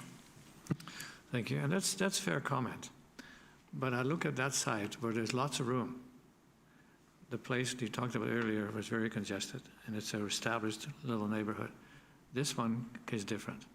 So I believe the access issues with traffic can be dealt with, and also the fact that it doesn't block anybody's view. So that's why I'm in favor of what the staff has proposed as far as height. And when we get proposals, we can still fine-tune that. With public input, there would be a public hearing. We can hear all about what the things that we're proposing. But we haven't seen any proposals yet. So I would like to leave the slate a little bit more open so that people can say, okay, I can see a project like this work over there. Personally, I'm hoping for a multifamily. I think we need that. Institutional, a lot of people question what that actually means, and we've identified what that means. But to your point, this is a different location altogether. So I'm in favor to consider the change. Thank you. Councillor Van der Walt. Well, I'm a little bit torn here myself now. My first reason for amending it to 11 meters is so that it would be more or less in line with what the maximum is for the Bill 44, which is what all of the residents or all of the property in Eaglecrest is under Bill 44. Like anybody could build 11 meters and 4 units on their single-family lot. So I don't know if it's appropriate, because it's more a design thing in terms of stepping down and things like that. So we would be looking at that at a later date. I could rescind my amendment, and I will vote in favor of 15 meters, but I can't rescind it. It just dies? Okay. Okay. Okay, you started it. Well, we have to work our way back now. So on the amendment to the amendment, Ms. Svensson? Would you like me to read it again?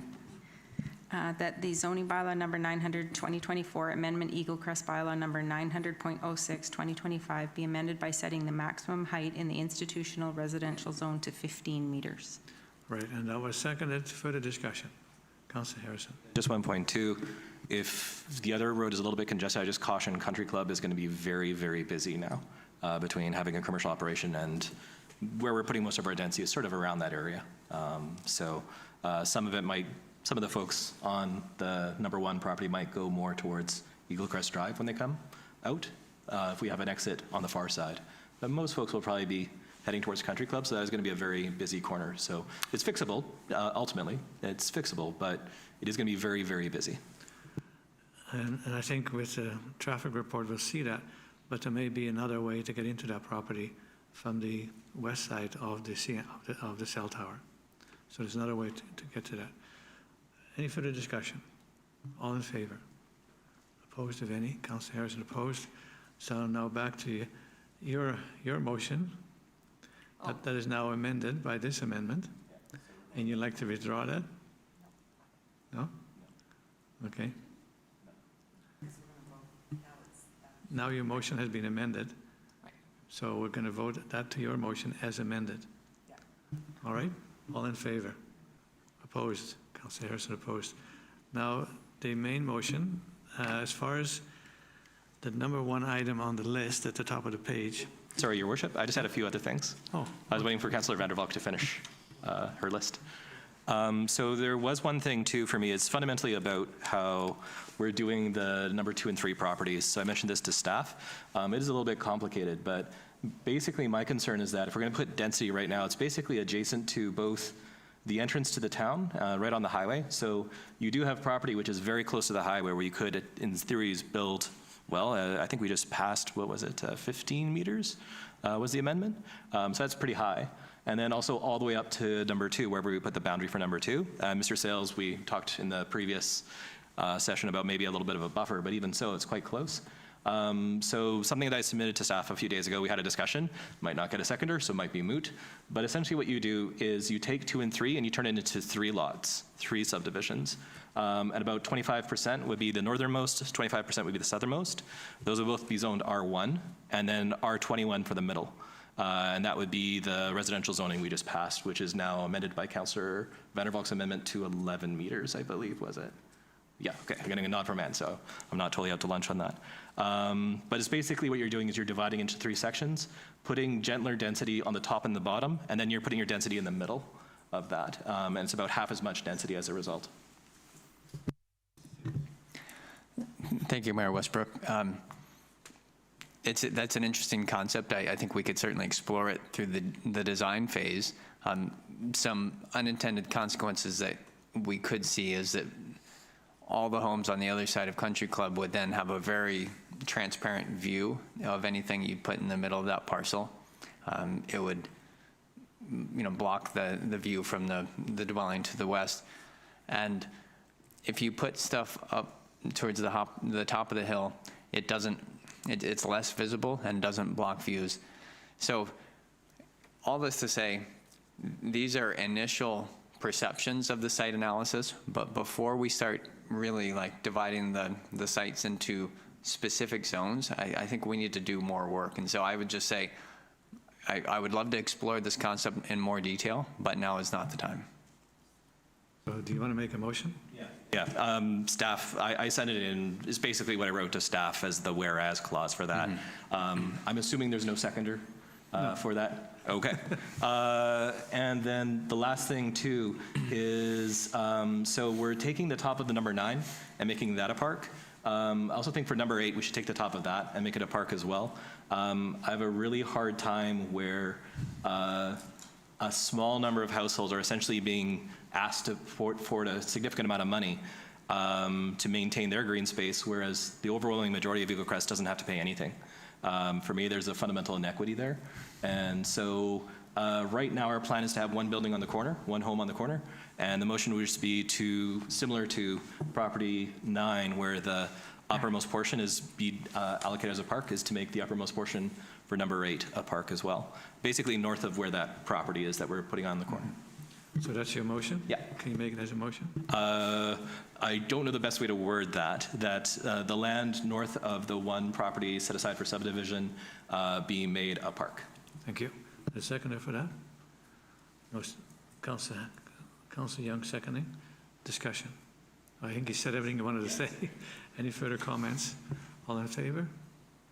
Opposed? Motion fails. Any other amendments, Councillor I Harrison? can do one last check, but I don't think so. I think they were all things that we would be doing after the vote, to Mr. Sales' point. Okay, thank you. So, Councillor Vandervalk. Yeah, I did, in terms of the South Royal Dornoch, where we have the 2 lots facing on to Fairwind, and then the rest is deemed to be green space. That's one of the questions that we have before us. I just wanted to say, both in that location and in number 8, I do have concerns with people dumping their yard waste and things like that onto town property, and also properties that are backing on to number 9 that we're saying would be a green space. There is a great deal of encroachment onto town properties, so I just commenting that I think that we have to be aware of that, and we'll have to deal with that in some way, shape, or form. Thank you. Yeah. Any further discussion? So the motion now would be for 3rd reading as amended. Can I have a motion to that effect? We moved that. Oh, it's been moved and seconded. Thank you. So further discussion? All in favor? Opposed? Motion carries. Councillor Harrison opposed. And then for adoption, and I trust we've gone through the same issues that you would have gone through for 3rd reading. So can I have a motion for adoption? Councillor Skipsey, Councillor Vandervalk. Discussion? All in favor? Opposed? Councillor Harrison opposed.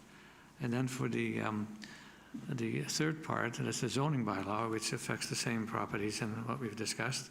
So could I be so bold to ask for a motion for 3rd reading for the zoning amendment?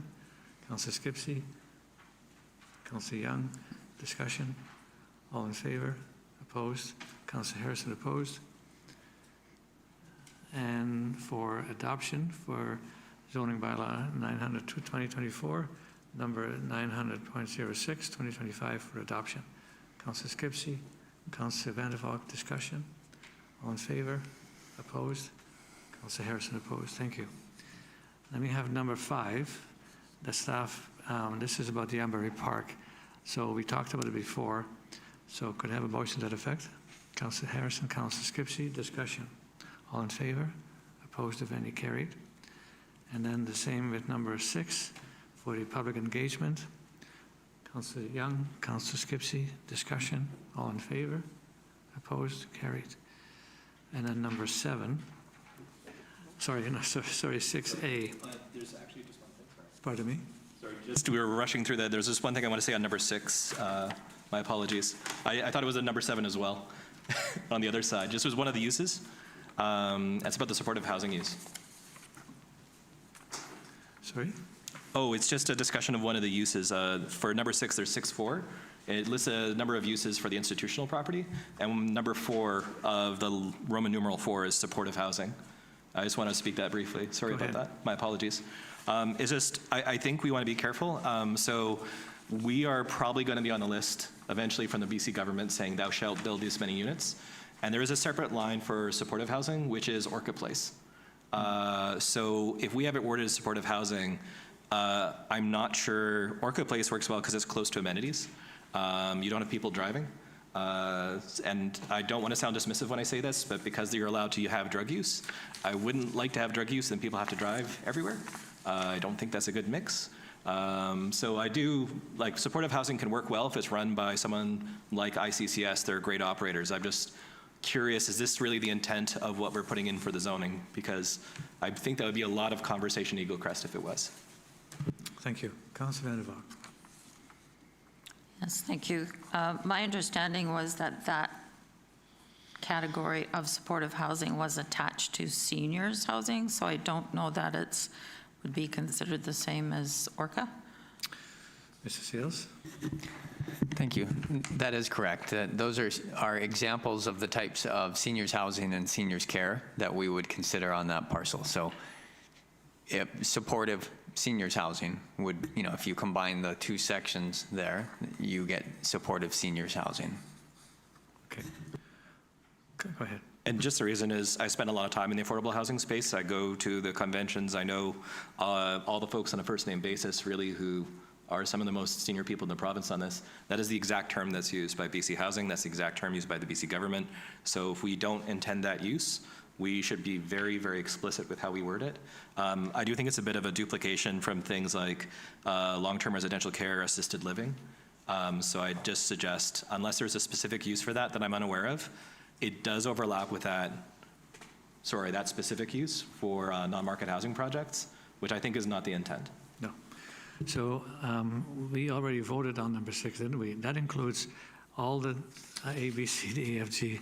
So, and that passed? That was unanimous, yes. Unanimous, thank you. So on to the next item, which is... No, sorry. Pardon? A couple of things that I was waiting for this part of the process. The 20-meter green space dedication is told that I'm supposed to wait till after everything. I stand to be corrected.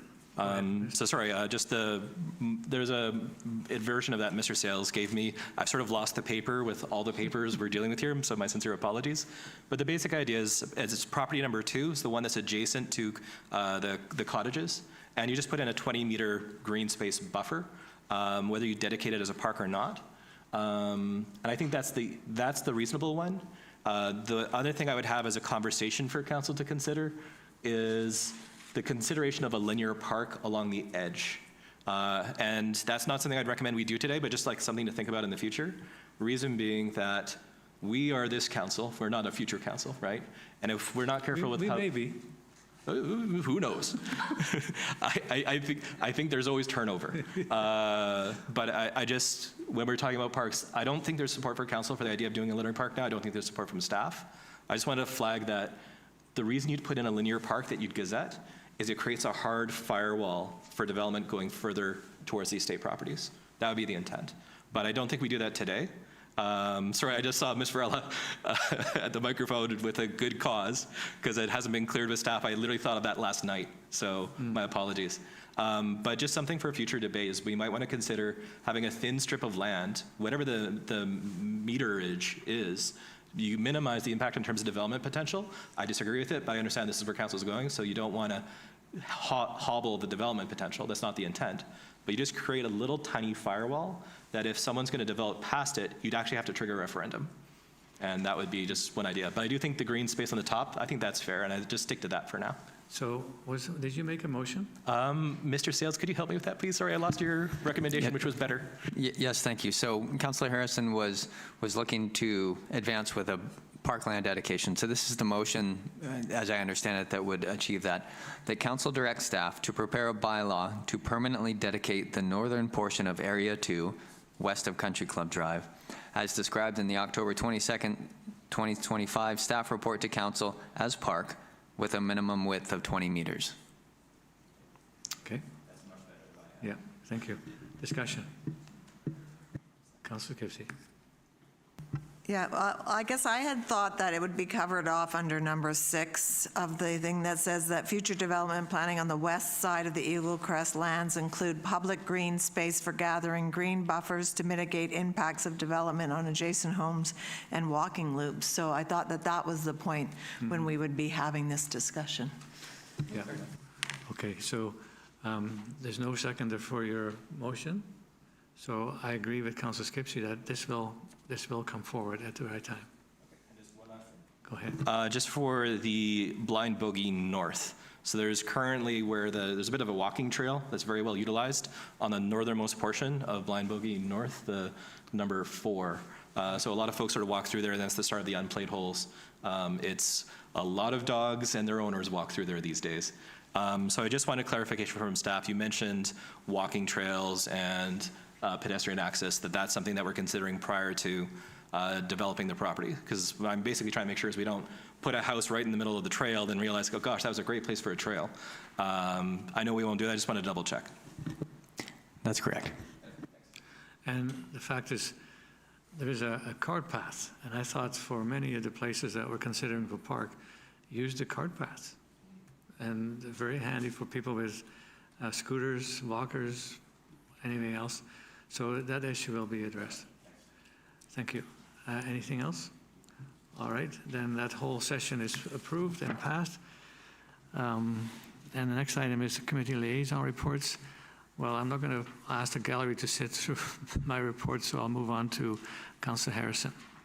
Thank you very much. And for those of you who remember the very start of the meeting, I mentioned a resolution about sorry, brain, it's been a long day. There's a convention, that's the word I was looking for, from November 17th to 19th. This is also why council moved the meeting date back one day. Right. So it's the Housing Central Convention. I don't want to tell other members of council what to do. It's your schedule, your time.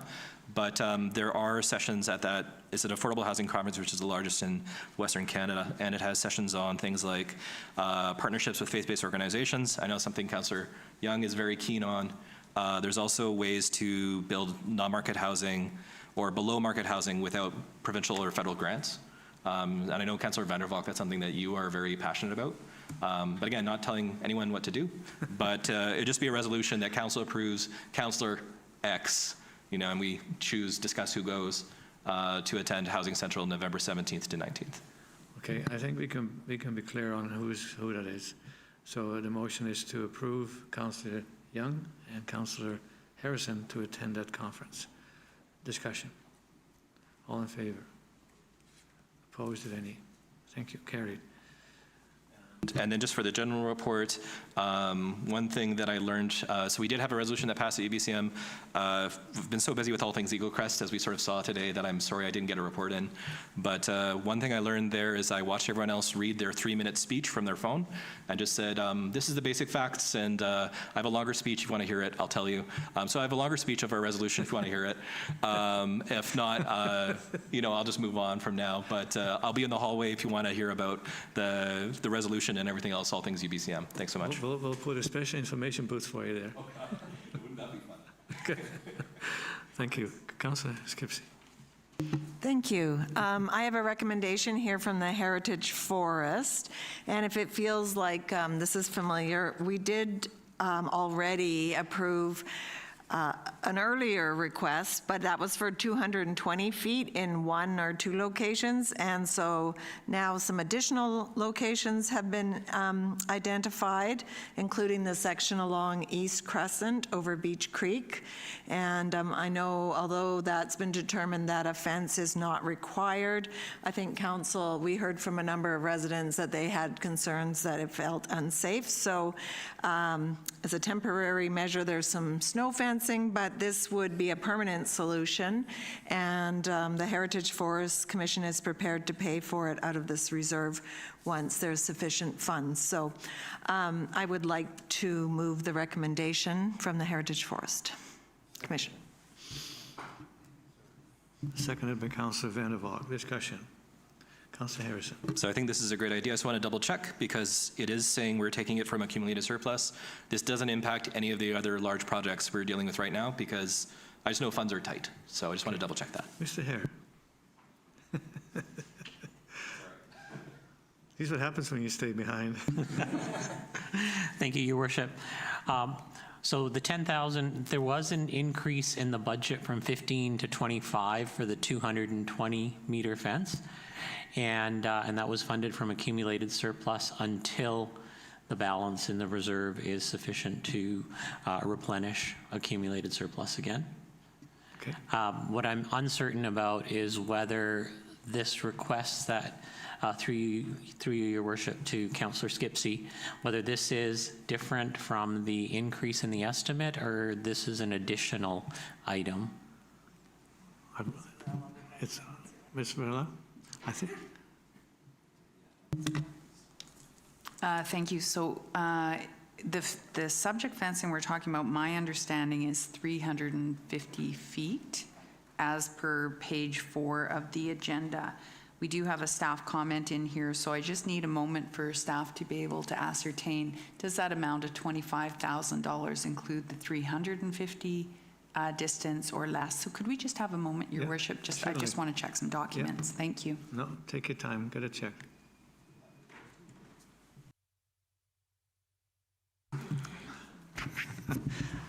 Okay, I don't think we do a drum roll, but go ahead. Thank you for your indulgence, Your Worship and Council.